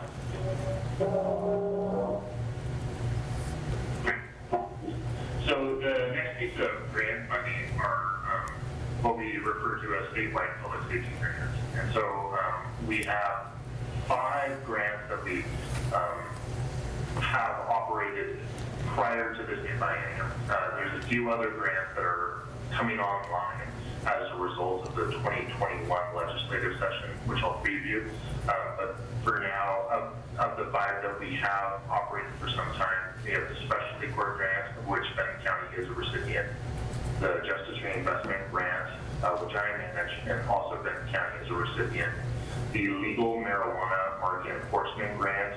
That one's focused on, as the name implies, the illegal market grows of marijuana. And then another grant, which Benton County may be interested in applying for in the future, which is the Improving People's Access to Community-Based Treatment Support Services. As you might imagine, we use acronyms for that one. That one is the IMPACT grant. And that one kind of works with folks that are at the behavioral health and the criminal justice system, so targeting that population in particular. And then lastly, we have a grant that is awarded to the Oregon Justice Resource Center, which benefits both in the state but not specifically Benton County. And then in terms of grants that are coming online, we're still in the very early phases of figuring out the parameters of these various grants, but we will have a restorative justice grant, a innovative grant fund, so that's $1 million, which we were instructed to fund innovative programs. What the particulars of that look like are to be determined, and then I believe that's it for the new grant program. Actually, there's one other piece, which is the Transforming Justice grant award. That is also to be determined on. We're awaiting further instructions on that particular grant from the Oregon Legislature Emergency Board. And so that about rounds out our current grant programs, though we're always interested in other opportunities to assist counties in particular. But beyond grants, we do offer technical assistance. And Kelly, can you go to the next slide? And one of the things that we've been doing with all of our grant programs is working to embed equity into them. And so a little bit of history is in 2019, House Bill 3064 was passed, and among the things that it created was a Justice Reinvestment Equity Advisory Committee. And so this Equity Advisory Committee was convened, and over the course of 9 months in 2020, they conducted, well, to give you a sense of the rigor, there were a couple PhDs on the committee, an associate justice of the Oregon Supreme Court, folks with lived experience, and then also just advocates in the system that participated in the committee. And they were given a very wide latitude to, quite frankly, look under the hood of justice reinvestment and some of the other grant programs that the CJC offers, and to make recommendations to the legislature, to the agency, and then also to the governor on how the justice reinvestment grant program could be improved. Now, while the focus was, in some respects, narrowly focused on justice reinvestment, our largest grant program, many of the recommendations were and are applicable to our other grant programs. And so some of the recommendations that came from this report, and I should pause here and say that they conducted over 50 interviews and then did a fairly rigorous quantitative analysis as well. So it was if you enjoy long, lengthy reports that are well-researched, I would recommend reading it. The executive summary is also helpful if you have less time. But some of the recommendations that were made were to lengthen the grant timeline periods for a grant to allow more community input. So that's more of a process-focused change to allow others that may not be system actors to fully engage in these processes.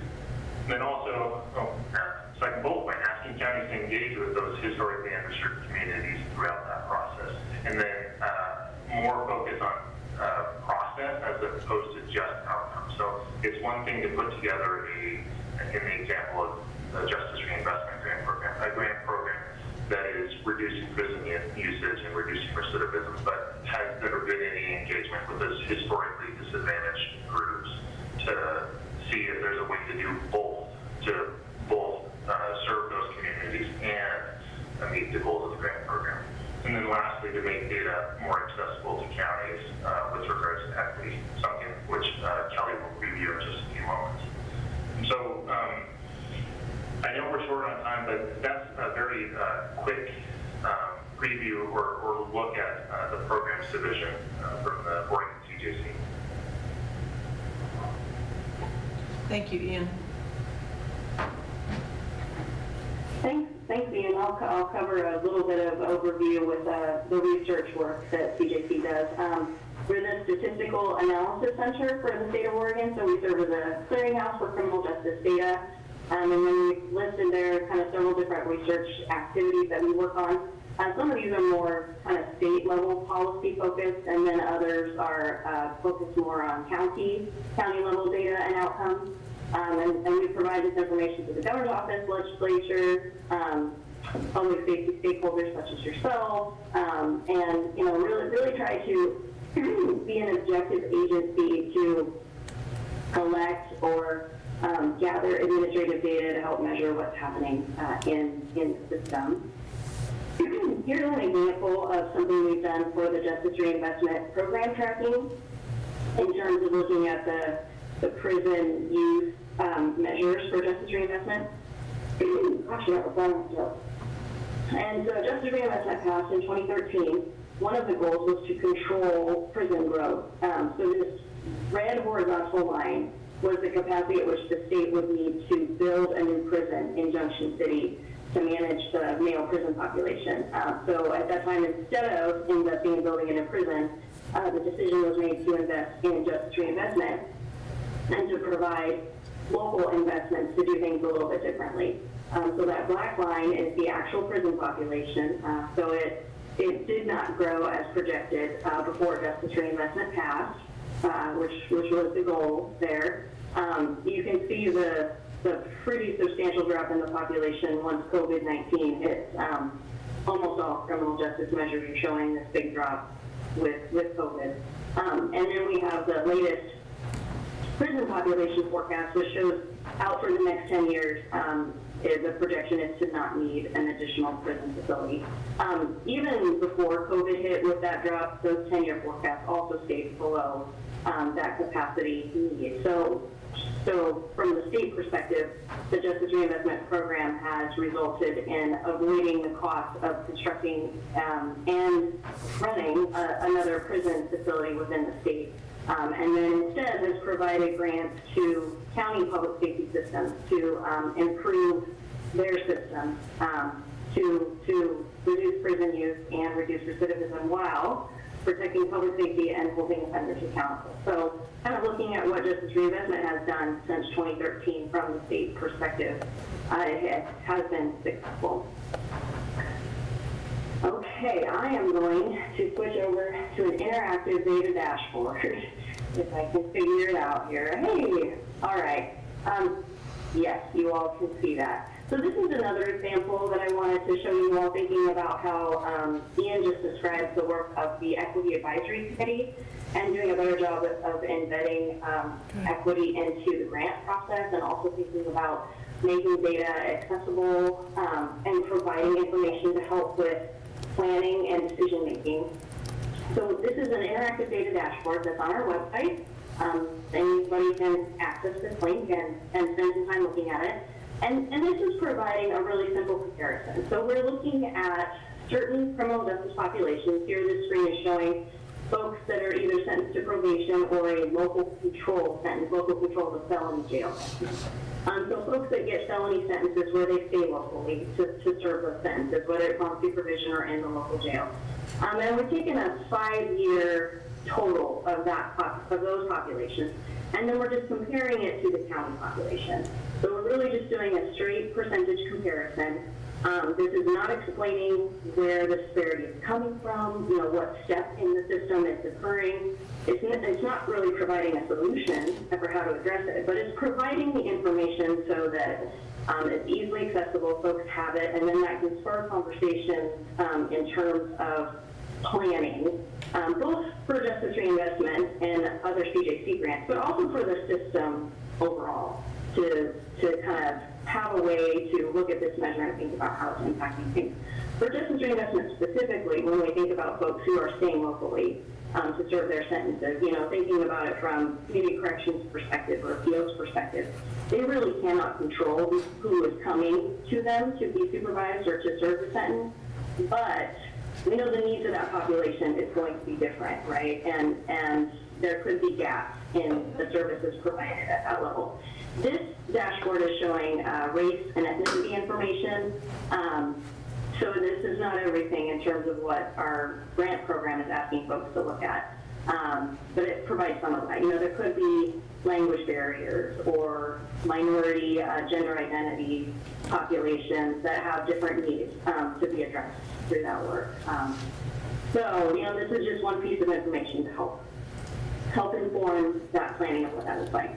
So this right now is showing statewide numbers over that 5-year total, and this has the male filter on it. So we're just showing for men at that time. So for those who are sentenced to probation or local control, we cover over here, and this pops up, it's just under 2,000 Black men sentenced over that time period. That makes up about 7.2% overall of that population. However, you can see when we look at just the statewide population of Oregon, Black men make up 3% of the population. So just that straight percentage comparison shows us that there is a disparity in that probation and local control intake, and then we can see a sense of the level of that disparity too, right? 7.2% compared to 3%, and what that looks like. For Latinos here, also showing a disparity about 15.4% of those probation and local control intakes compared to just under 14% of the population. Here is for Native American men. Oh, it's reloading here. Okay. We likely, caveat here, we're likely undercounting Native Americans in these populations with the challenges of collecting race and ethnicity data. And so there's some work to improve those processes and do a better job of identifying those populations. So it's likely there's an undercount here for Native men. However, what we have for this 5-year period is showing not a disparity for probation and local control. I'm going to scroll down here. Okay, here we go. So here's statewide prison intake information, also over the 5 years. So there's a disparity there for Black men. About 1,900 Black men sentenced to prison at that time, making up 9% of prison intakes, and yet Black males are 3% of Oregon's population. For Latino men is also the disparity there, 16.4% of prison intakes compared to just under 14% of the population. And then even with the undercounting for Native American populations, this is showing a disparity on the prison intake side, making up 3.1% of prison intakes and 2.4% of the population. So this, like I said, this is available on our website. You can check it out. So you can switch over to the female filter. You can also switch to the county filter. So I am going to switch to Benton County, and then I can show you this same data that we just went through for statewide, what it looks like here for Benton County.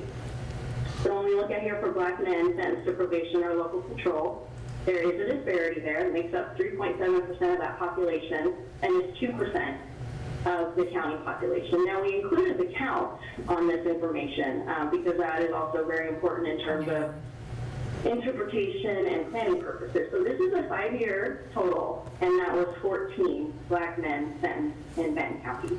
So when you think about trying to understand what the drivers are, you know, trying to do that deeper analysis, it's not going to work with a count of 14. And then also thinking about, you know, if there's a gap in services and there's a need for culturally specific services for folks on supervision, it's really hard to create that program, you know, for 14 folks also.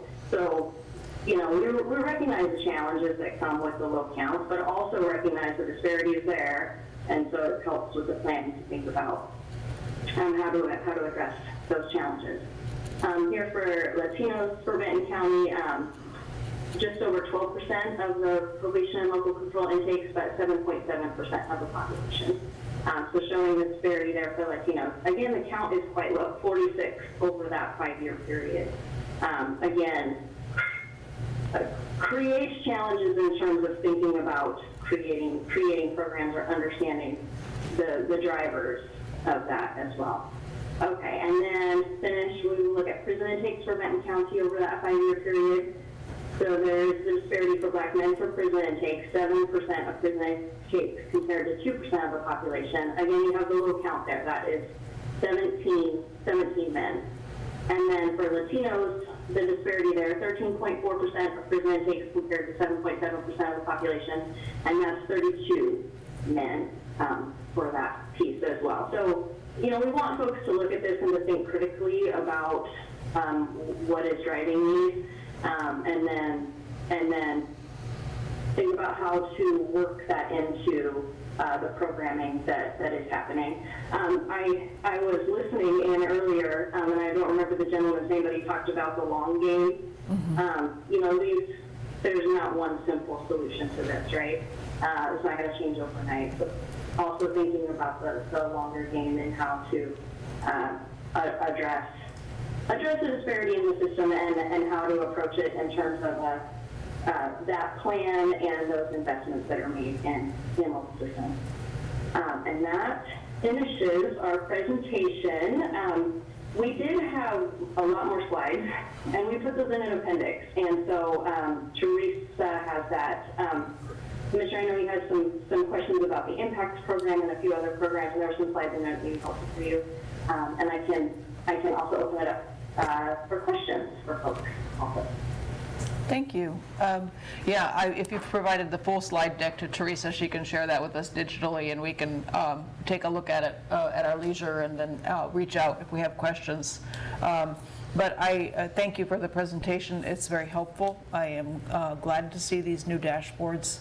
The small numbers problems are real, but as you say, they are still provide an indicator of need for perhaps more culturally appropriate services, more sensitivity, more awareness of some of the social determinants of the issues, and where we need to do work in the community that might not be directly justice related. So that's helpful. I want to turn to my fellow commissioners and ask them if they have questions, give them an opportunity to weigh in. No questions, but I think Zan said it very succinctly.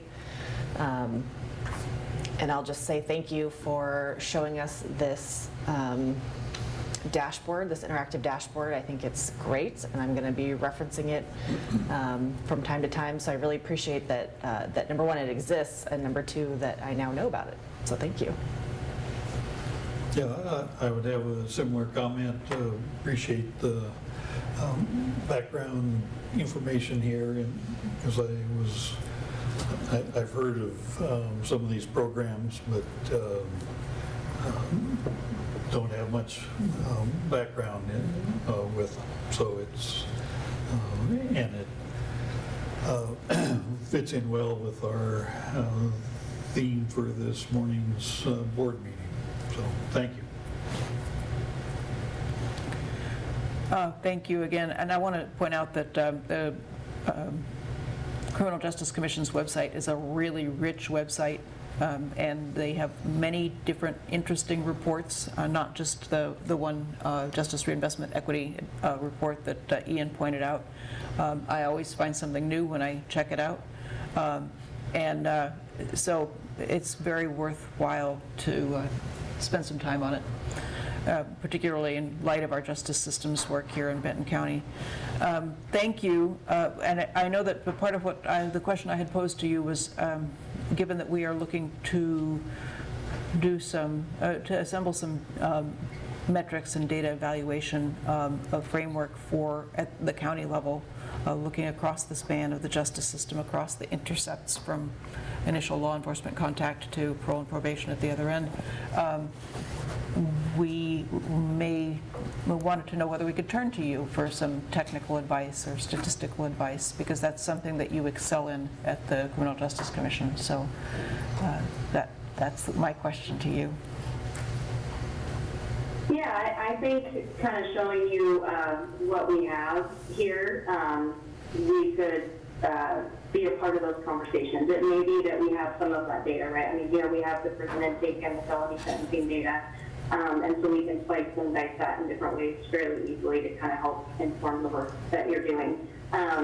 There's some gaps at the state level that may also be gaps for you as well.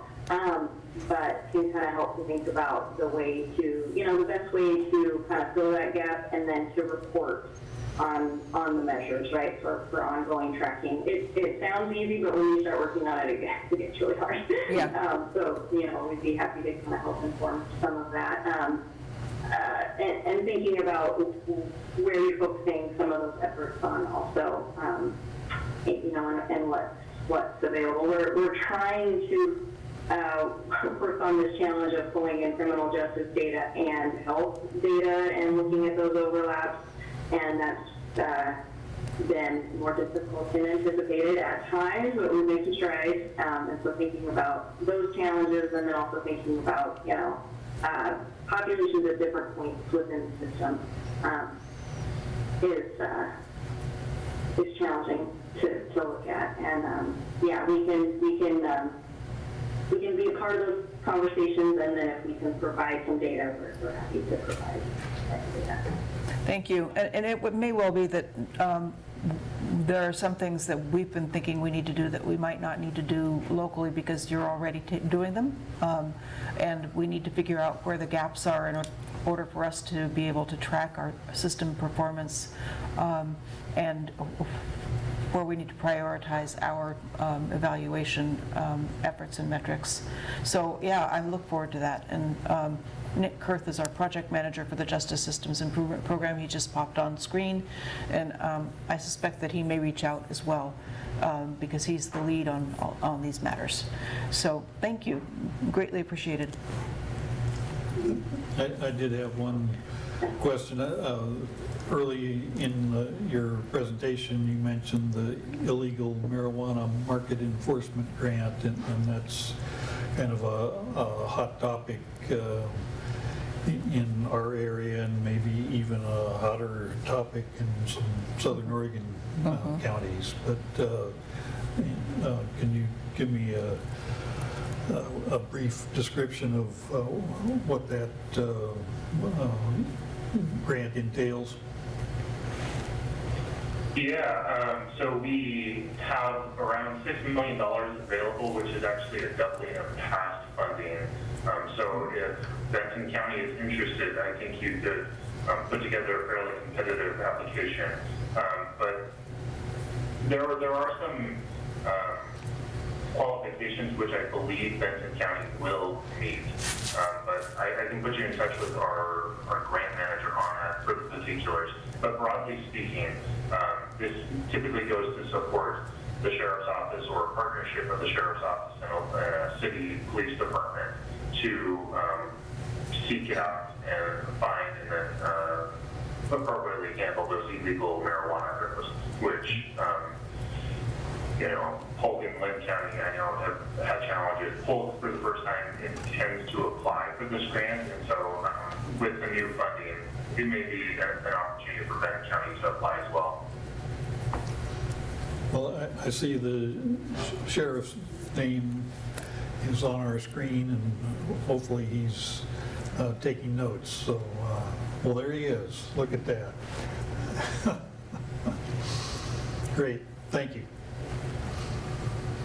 Excellent, thank you. I'm glad that resource was expanded. I know it was initially focused on Southern Oregon, and I'm glad that it's becoming available more broadly. It's certainly a growing issue. No pun intended. Okay. Thanks again, and I'm sure we'll be seeing you around. I hope back in person once AOC starts meeting regularly in person again in Salem. So thanks. Okay, next up on our agenda is Nick Kurth. All right, thank you, Commissioners. I think most of you are aware I am under the weather and not the sharpest tool in the shed today, but doing my best to soldier through. So picking up where we left off last week, as a starting point for today's conversation, a couple of items regarding the historic courthouse. I was not aware that D.A. Harrelson was going to present his wing courthouse concept.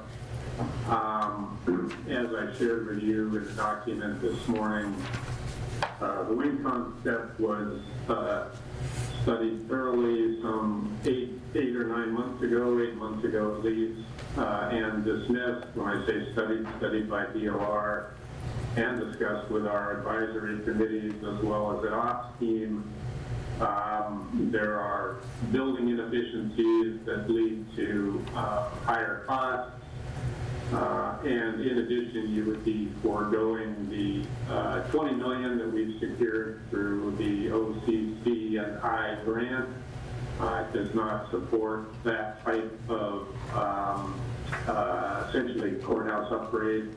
As well, there was an extensive list of ADA challenges that would have to be overcome. And then finally, you would be left kind of with a big uncertainty in terms of how the historic review process would play out. So for all those reasons, a wing concept leveraging the existing historic courthouse was dismissed. Let me just stop there and ask if there's any questions, and if the information I provided that was provided to me and shared with you by DLR was sufficient in terms of presenting that case. All right. Yeah, I appreciate that comment because sometime in the last year, it was an interesting concept, and then sometimes reality rears its ugly head, and it doesn't work. And I thought that's where we were at, and then so was a little surprised last week to have it pop back up. So thanks for kind of giving the reviewing the history.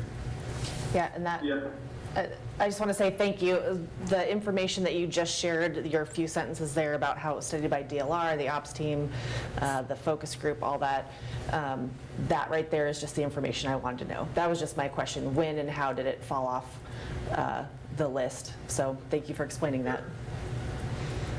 Yeah, and the PDF that I shared with you this morning really captures most, if not all, that, with the exception of the loss of the $20 million matching funds. So, let's move on.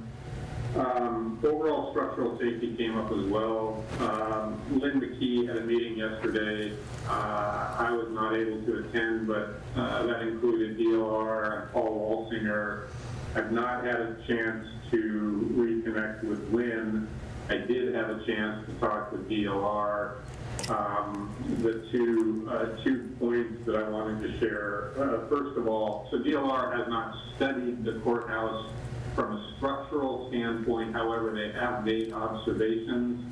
And according to DLR, they have not seen anything in the limited structural observations that would suggest structural elements have been compromised.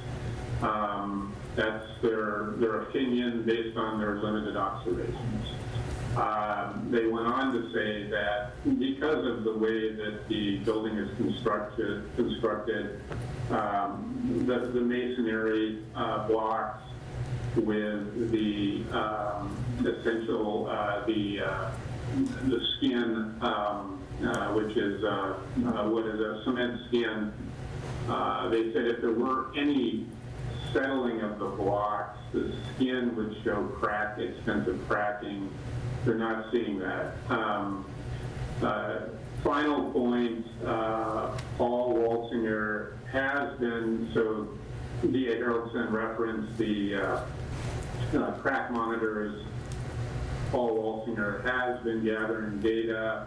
I don't know what the conclusions are, but at least there is data. So my understanding is Lynn is going to be asking Paul to put together some kind of report that summarizes what the data reflects. So I will be following up with Lynn on that. All right, so what I want to do, today's objective was to finally get into the really I won't use the term base. The facilities that are included or are up for discussion relative to the bond measure. But as a starting point, I want to go back to the historic courthouse again, because in following conversations after last week's meeting, it's clear that we, as a commission here, are still not exactly aligned on the historic courthouse, and that will simplify the bond discussion. And so what I want to start with is sharing with all of you where I think we're aligned, and confirm that as a best practice, putting the DA in the new courthouse. So we're dismissing the wing concept. Putting the DA in the new proposed courthouse is the best practice. And that is supported by the DAC, the CAC, the district attorney, POTS team. I think you all saw the email from Alana Meyer, captured the sentiments of the CAC really well. The DA in the new courthouse aligns with our vision of creating a justice system for the future. So let me stop there and say, am I correct? We are aligned on that course of strategy. Still leaves the question of how we deal with the seismic elements of the historic courthouse, but are we aligned on that strategy? Thumbs up from me.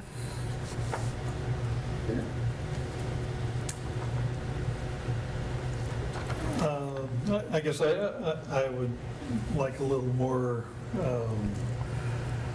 time to figure out what we are doing with the historic courthouse and how that fits into this overall scheme. That sounds very reasonable, but then what's the purpose of the historic courthouse, and justifying the dollars that are needed to make it structurally sound for the future. And this, like the D.A. Harrelson showed the history last week, this discussion has been going on for at least 35 years, and several studies, and very modest amount of upgrading. So I think that's great to talk about the DA and the new courthouse, but then what's the plan for the historic courthouse? Okay, I can answer at least part of that question. So the plan for the historic courthouse is to undertake a feasibility study and potentially a business analysis, and determine an appropriate reuse of the historic courthouse. The proposal is to locate the DA in the new courthouse along best practices, and then determine how we're going to use the historic courthouse, which we're undertaking through study, and then determine what the funding mechanism is, whether through the JSIP bond measure or an independent bond measure, or some partnership, public partnership that pulls in grants. I mean, it's wide open outside of the JSIP bond measure. So those are really the two distinct paths that we have here.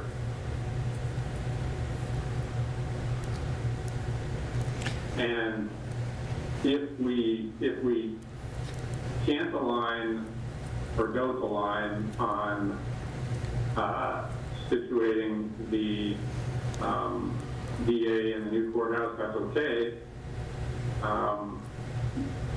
question will be to the voters, do you support keeping the DA in the historic courthouse at an incremental cost?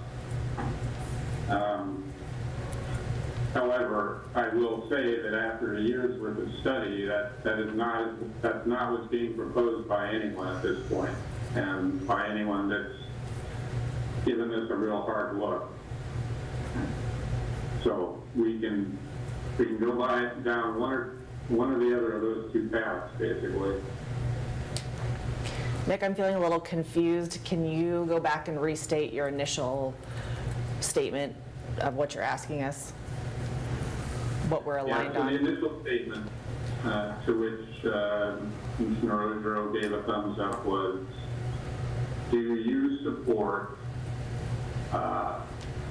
strategically pursuing locating the district attorney in the proposed new courthouse? Okay. Versus, but I'll stop there. That's Sure, the first thank you. question.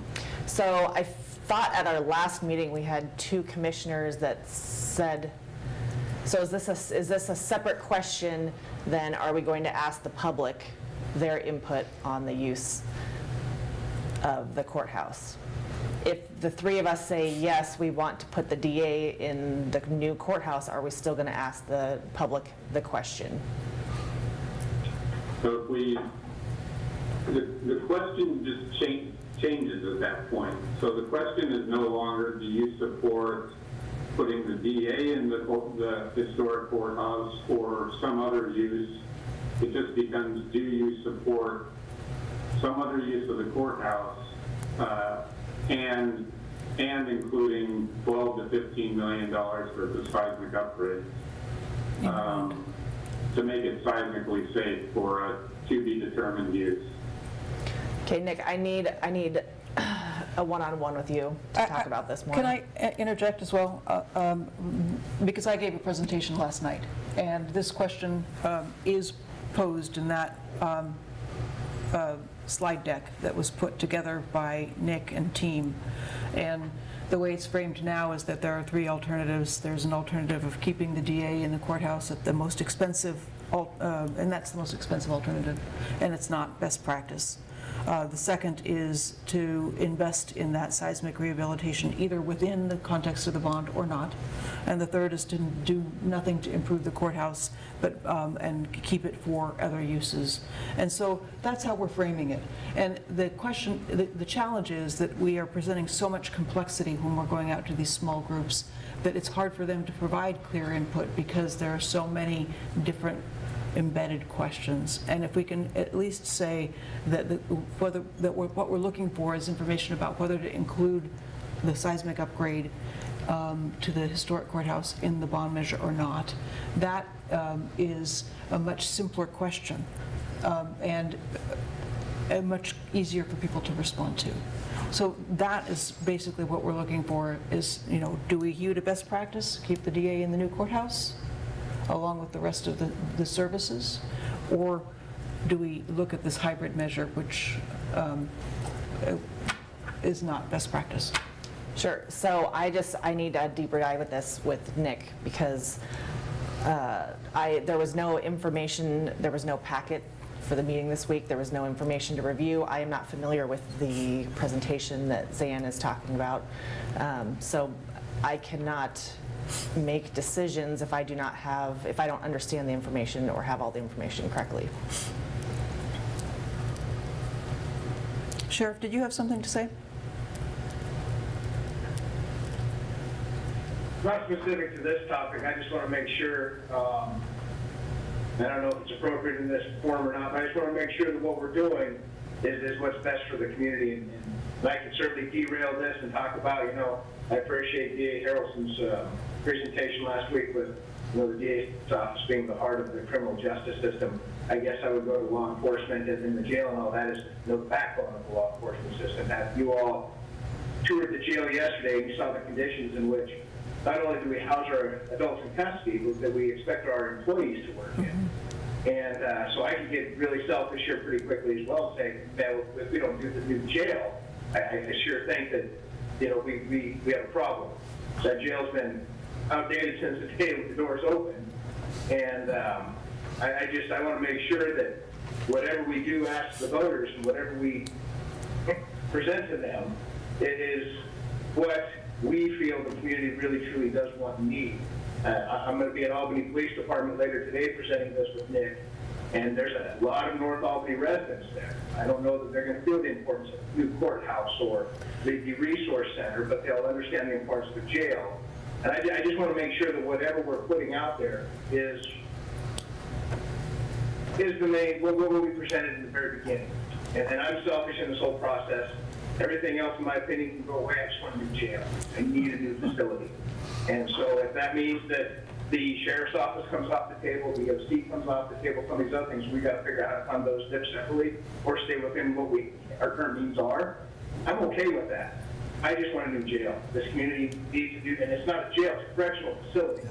As we discussed yesterday, we're not just going to be housing folks. We want to be able to expand our programs and help the people within our community stay in our community and have an opportunity to grow in our community. And so that's yes, that's my 2 cents. I certainly support looking at other things, but at the end of the day, I'm going to stomp for a new jail, a new correctional facility. I apologize. I think that it's really key that both Commissioner Malone and Commissioner Weiss get an opportunity to review the presentation that we are using with the small groups, so that they do have a sense for what we are asking. And this is exactly the kind of discussion we had last night with those community members. Which facilities are the most important, which sites would best support them, and we know how do we do this in a way that's affordable for the community. So there was a very robust discussion. We also did address the courthouse.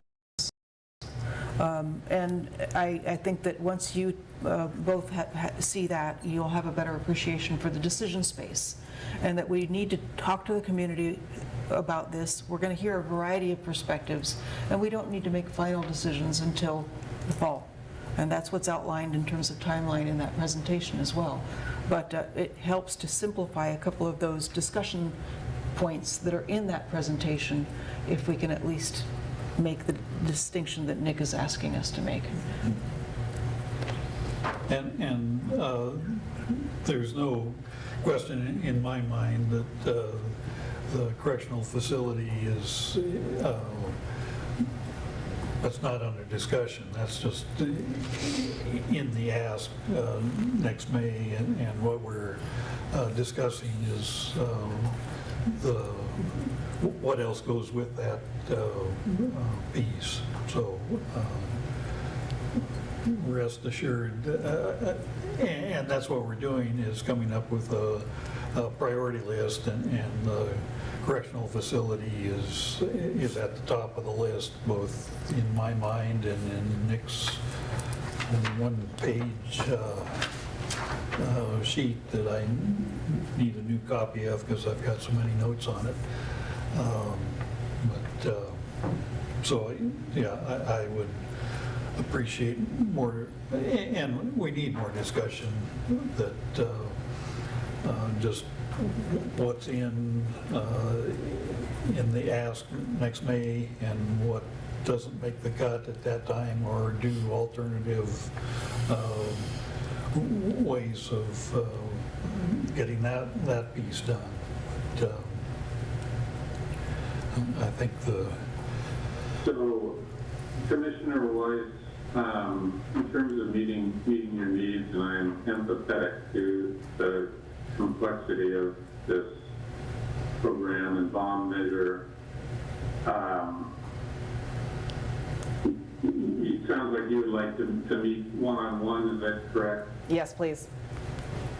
And do you feel like you have, so the historic courthouse is just one element, do you feel like you have enough information at this point to have a discussion with your commissioner peers on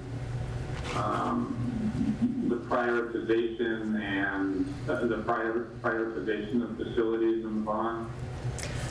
Possibly, I would say we could proceed and see where it goes. And Do we need to prioritize facilities at this time, or can we continue with community engagement? Because that's what we're asking community to do, is give us their priorities. And I'm going to agree with Commissioner Oger on this. We've only done a couple of presentations. So I think it is important to get that feedback from the community and then continue to have this evolve. But again, I'm the sheriff, and so I'm going to stop, of course, for a new correctional facility. But after that, there certainly is important, other important facilities and parties that need to be out there addressed. Mine might be different than Commissioner Malone's, but at the end of the day, if we don't have this community engagement and take our emotions out and have some thoughtful conversations to make sure that we do put what the community wants forward, I think we would be failing. But again, I'm moving a new correctional facility to what 1A looks like or 1B, I don't know from there. And I think we need to continue with these community engagements and see what comes of these. Well, to your question, whether we need to ask or determine, we can interpret what we're asking the public right now is indeterminate. And so if we can agree that all facilities are up for grabs, that's one way we can approach this. And we could agree that none of the facilities are up for grabs, i.e. they're all planned, they're all recommended. That's the other end of the spectrum. But I'm looking for direction on this. Well, I can tell. And if I can finish, the risk is the minute you open up a facility for, we want your opinion, that makes it potentially less important. So, I mean, if you say we want your opinion, we're undecided, that's not much of a statement about its relative importance. We can offer some values, but it gets cloudy real quickly. I would say, based on the discussion we had last night, it was very clear that all of these were important facilities, and that the correctional facility was number one, and that was very clear. What I think that by what we can say is that we have studied this. We've studied this through the assessment and through this period of time of visioning and pre-design with DLR, and these are our priorities. We can't have them all, most likely. But yes, this is the suite of facilities that we recommend. This is the suite of facilities that will improve our justice system and build that justice system for the future. We might not be able to get there in one fell swoop, but that's the way we framed it, and that works. It worked in the discussion last night. Hopefully, it will work in discussions moving forward.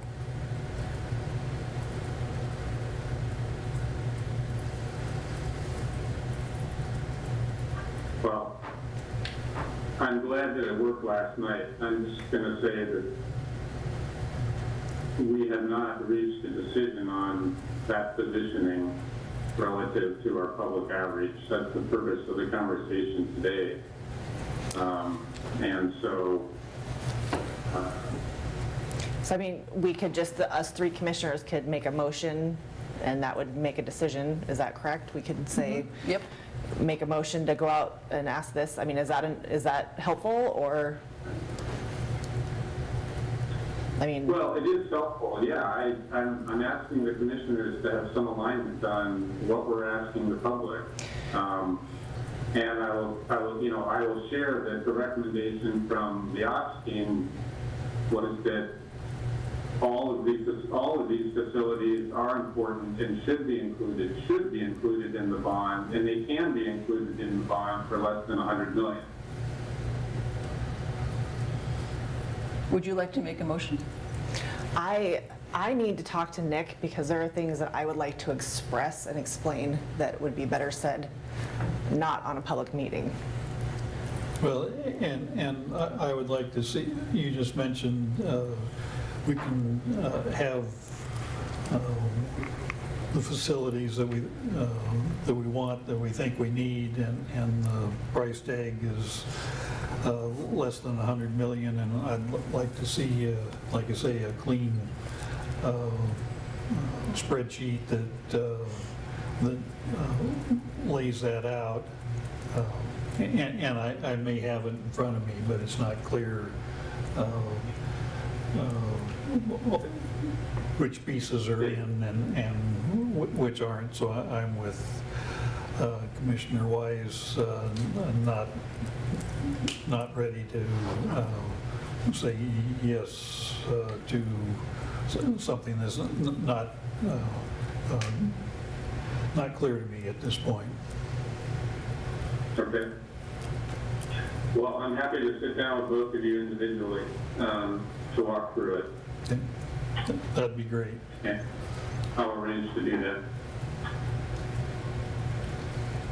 Okay, so at this point, is there any further discussion that we need prior to the next public engagement that you are engaged in this afternoon with Sheriff Van Arsdale and APD? Nope. We'll be okay. Yeah, I think so. Okay, well, we have a clear next step, and I look forward to bringing this discussion to a conclusion so we can comfortably move ahead and continue to engage the community. And the way, again, that it's laid out in that process so far is that we are having a series of small group engagements or very specific audience engagements, and then we will be able to take all that information back in, get the perspectives, and then frame the large group engagements in September, perhaps early October, but hopefully in September, and maybe even use a charrette format as we discussed at the last meeting, so that we can, again, calibrate and say, okay, this is what we heard. Did we get it right?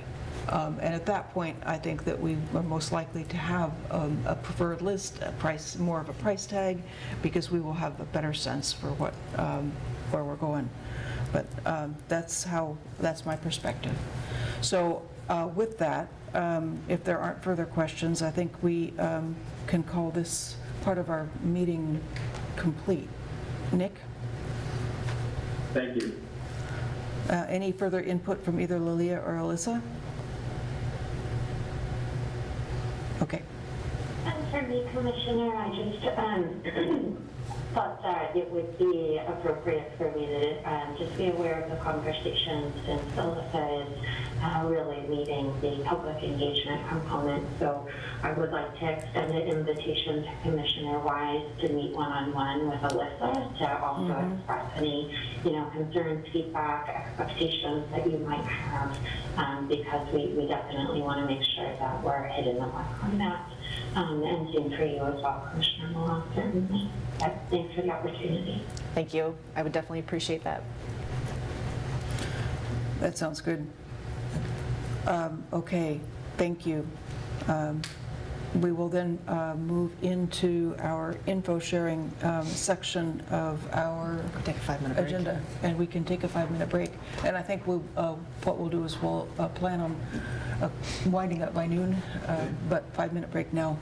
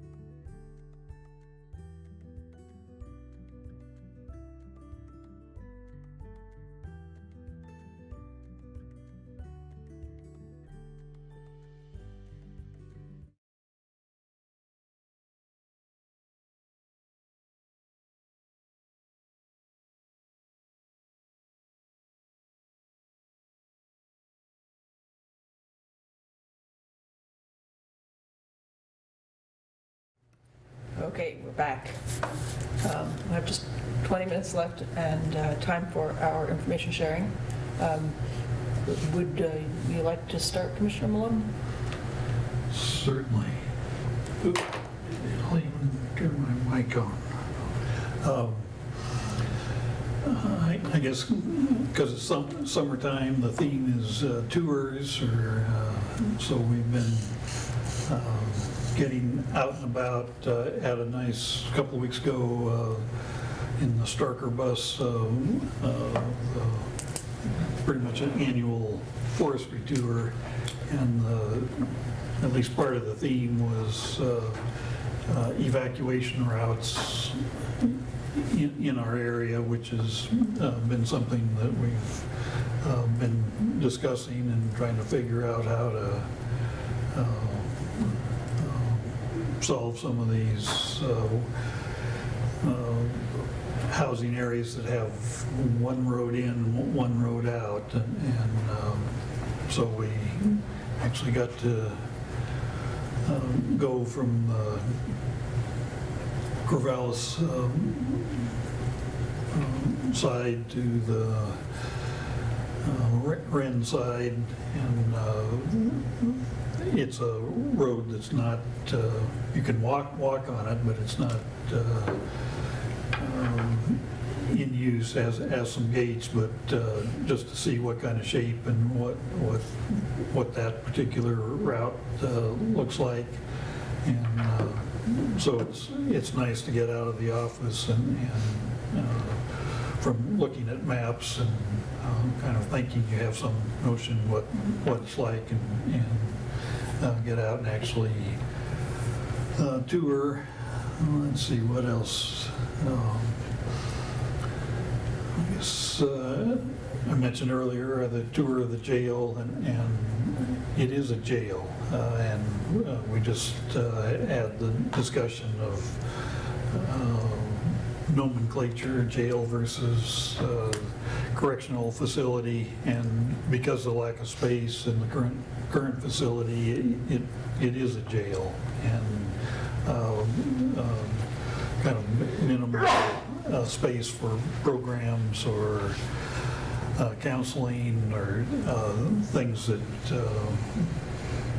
could and should be part of the deal, but due to lack of space, not able to.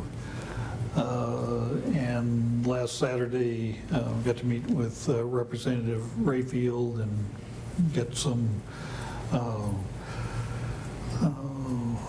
firsthand information on what the legislature that just wrapped up, what they've done and what is left to do, and also went to his town hall, and just really impressed with his grasp of a lot of different issues, and just how much energy he puts into his job. And the area is very fortunate to have somebody of that quality working really hard for not much pay. So that he really is, at least to me, inspirational, and just that somebody that would have a lot of career choices has chosen public service, and being one of the co-chairs of the Ways and Means Committee is he's done a lot for this area, and deserves our continued support. But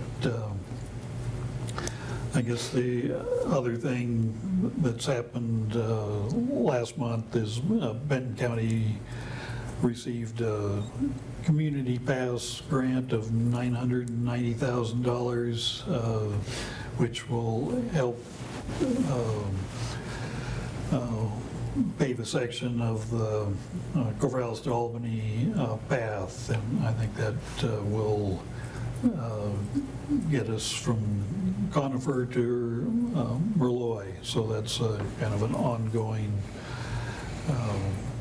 project that I'm paying attention to, and have some hopes that in the future we can look at a path north of Corvallis, paralleling Highway 99, and get out to Adair Village, which is right across from McDonald Forest, and approximately 5 miles from the north end of town. And so thinking of paths as a system and a help for people getting around, getting to work, getting some exercise, and maybe helping with income inequality, that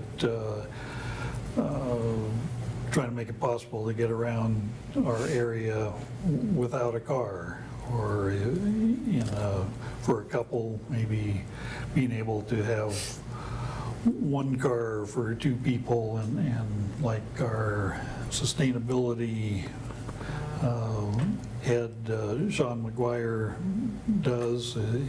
His wife works in Eugene. She gets the car, and he gets to get to work and get around town by bike. So that's a good example for us, and I think that's what I have. Commissioner Weiss? Yeah, I'll just mention that we all went to the Bell Fountain Park grand opening, which was a lot of fun. My kids definitely enjoyed playing on the new play structure, and a lot of the community turned out, showed up, had a good time, so I think it was very successful. You know, I really like hearing about the time and the dedication that our staff put into making sure that that park it works for everyone. So I just want to thank all of our staff for putting in all that time and effort, and the community for showing up and you know, making sure that that park is really serving the broader community. And then I'll just mention, you know, Pat mentioned that we took the jail tour. You know, Oregon law states that the commissioners must tour the jail once a year. So that, to me, it makes me feel like I have an ethical or a moral obligation to then do something with that information that I've gleaned. And as we have all stated and heard, our jail is inadequate. And so that just makes me all the more passionate about our justice system improvement program and getting a new correctional facility. And that's all I have. Thank you. I am realizing that as the old timer on the board at 5 years, that our info sharing component of our meetings has shifted in terms of the focus since I joined the board. And when I first came on, it was primarily a means to update each other on who we'd met with individually, just so that everyone was aware that if I meet with, say, Julie Manning on something, you all know it. Or if Pat and I both met with Representative Rayfield, so that everyone would know about those conversations. And as we have shifted to a mode where we are on Facebook Live and where others can join us, we are shifting into a mode of sharing what we're doing as commissioners with the community. And I just want to acknowledge that. There's nothing wrong with it, but it's definitely morphed. And so I want to acknowledge that it's been a wonderful time, as Pat said, a season of tours, given us an opportunity to get out to Bell Fountain Park, to the jail, out to the timberlands here in the county, and to learn more about issues with respect to the industry and wildfire and emergency egress. But I also have one of those cats and dogs issues that I wanted to bring up that we traditionally use this time for, and that is that we all received, at least, actually I don't know if you did, a letter from the Stand By Me program from the Council of Governments with a request for ongoing funding so that they can continue to grow and expand the program. And this letter was sent not just to us as Benton County, because we were the initial investor and sponsor of the Stand By Me financial education program, but it's a letter to Commissioner Claire Hall of Lincoln County and Commissioner Nyquist, Chair Nyquist of Lynn County, asking for all of the 3 counties that are members of the Council of Governments to participate in supporting it. But as I realized, you don't have a copy of this letter, correct? I will share this with you both, and we can then pick it up at a later time, because you don't have the background information. Thank you. So I can do that after the meeting. But I can let you know that the Stand By Me program has done, they've brought in a couple of grants, and they are continuing to expand. And they've been working with the Kidco Head Start here. They're looking to work with Head Start in Lincoln County through Community Services Consortium, and to work with a variety of other groups as well.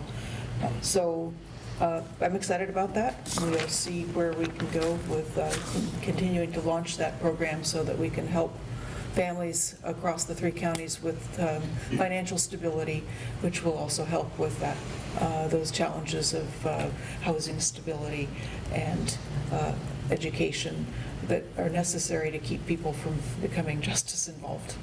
So it's one of those upstream interventions that I feel really happy about supporting, because if we can nip some of these traumatic experiences for children and for families in the bud, that we're much more likely to see them be successful throughout their lives. With that, let's see, I think I had one other item, and it's also just a mention, because we'll pick this up later. But we all did receive, I believe, an email from Gina Nickel at the Association of Oregon Counties with extending an offer to participate in some technical assistance opportunities through the Association of Oregon Counties focused on housing planning and on water issues. And what the AOC is proposing is that they will have do some facilitation and help co-host meetings at the county level and between counties on the housing and water fronts. But in order to do that, we need to chip in $25,000 for one or the other, or for each of those different themes. And they're proposing that we do that using our ARPA dollars, because those ARPA dollars meet that those categories of investment, water infrastructure, and addressing housing. I have brought this up with Joe, and we are going to have a more extensive conversation about ARPA planning at our next goal-setting meeting. So we decided that we wouldn't pick this up as an active discussion item now, but would rather defer it to the next goal setting. So just wanted to point out the fact that that email is there. Hopefully it didn't get too buried in the mountain of email about House District 23, and go back and find it and be more familiar with the proposal that came from Association of Oregon Counties.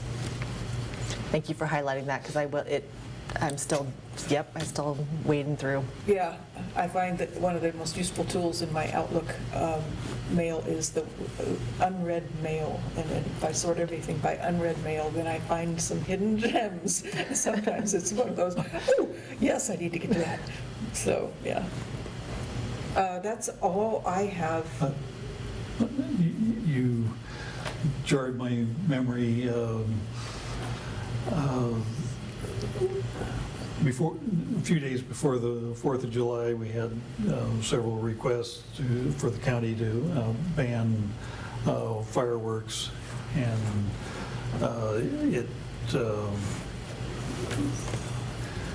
it was really too late to do anything and be very effective, but I'm interested in a discussion, and not just fireworks and 4th of July, but what we can do as a county, as a region, to be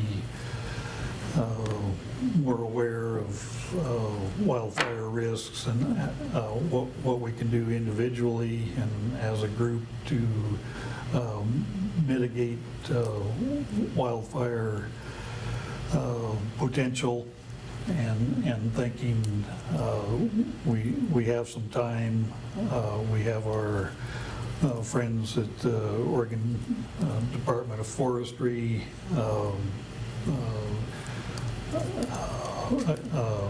If I'm remembering correctly, Corvallis did not do a fireworks ban, and that was part of the reason I wasn't interested in trying to do something on short notice, but I am interested in having a discussion, and fireworks would definitely fit into that, what we can do to be safer. And with climate disruption being part of our reality, is we have a longer dry season. This year had very little rain in April and May, a modest amount in June, which was wonderful, and then had the heat dome come down on us and suck up any moisture that was left, and we've still got 5 or 6 weeks to go before we hit the date where last year the very serious fires hit, fortunately not right in our area, but in the surrounding counties, especially up in the Cascades.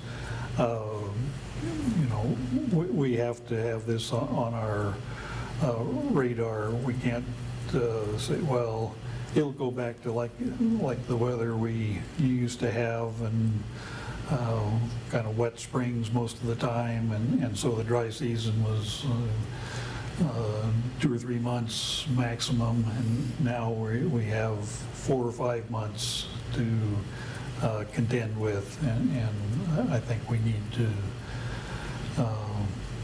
have serious discussions what we can do in public awareness, and just this is a serious part of our changing climate. So to be continued. Agreed. And heard something, and I tried to find out more, but a week ago, Lane County Commissioners, it may have been specifically a fireworks ban, but it's on their radar, and the larger regional approach, I think, would have the most chance of success and getting people's attention. And so I'm looking forward to discussions with our neighboring counties and any other partners we can find in this discussion. The end. Matt, anything from your seat as the acting county administrator? No, I do not have any Okay. updates or anything like that, Commissioner. Thank you. Okay. Oh. Sorry. If there are no other updates and other information to share, I will adjourn the meeting. I will even use the gavel. 3 minutes before noon.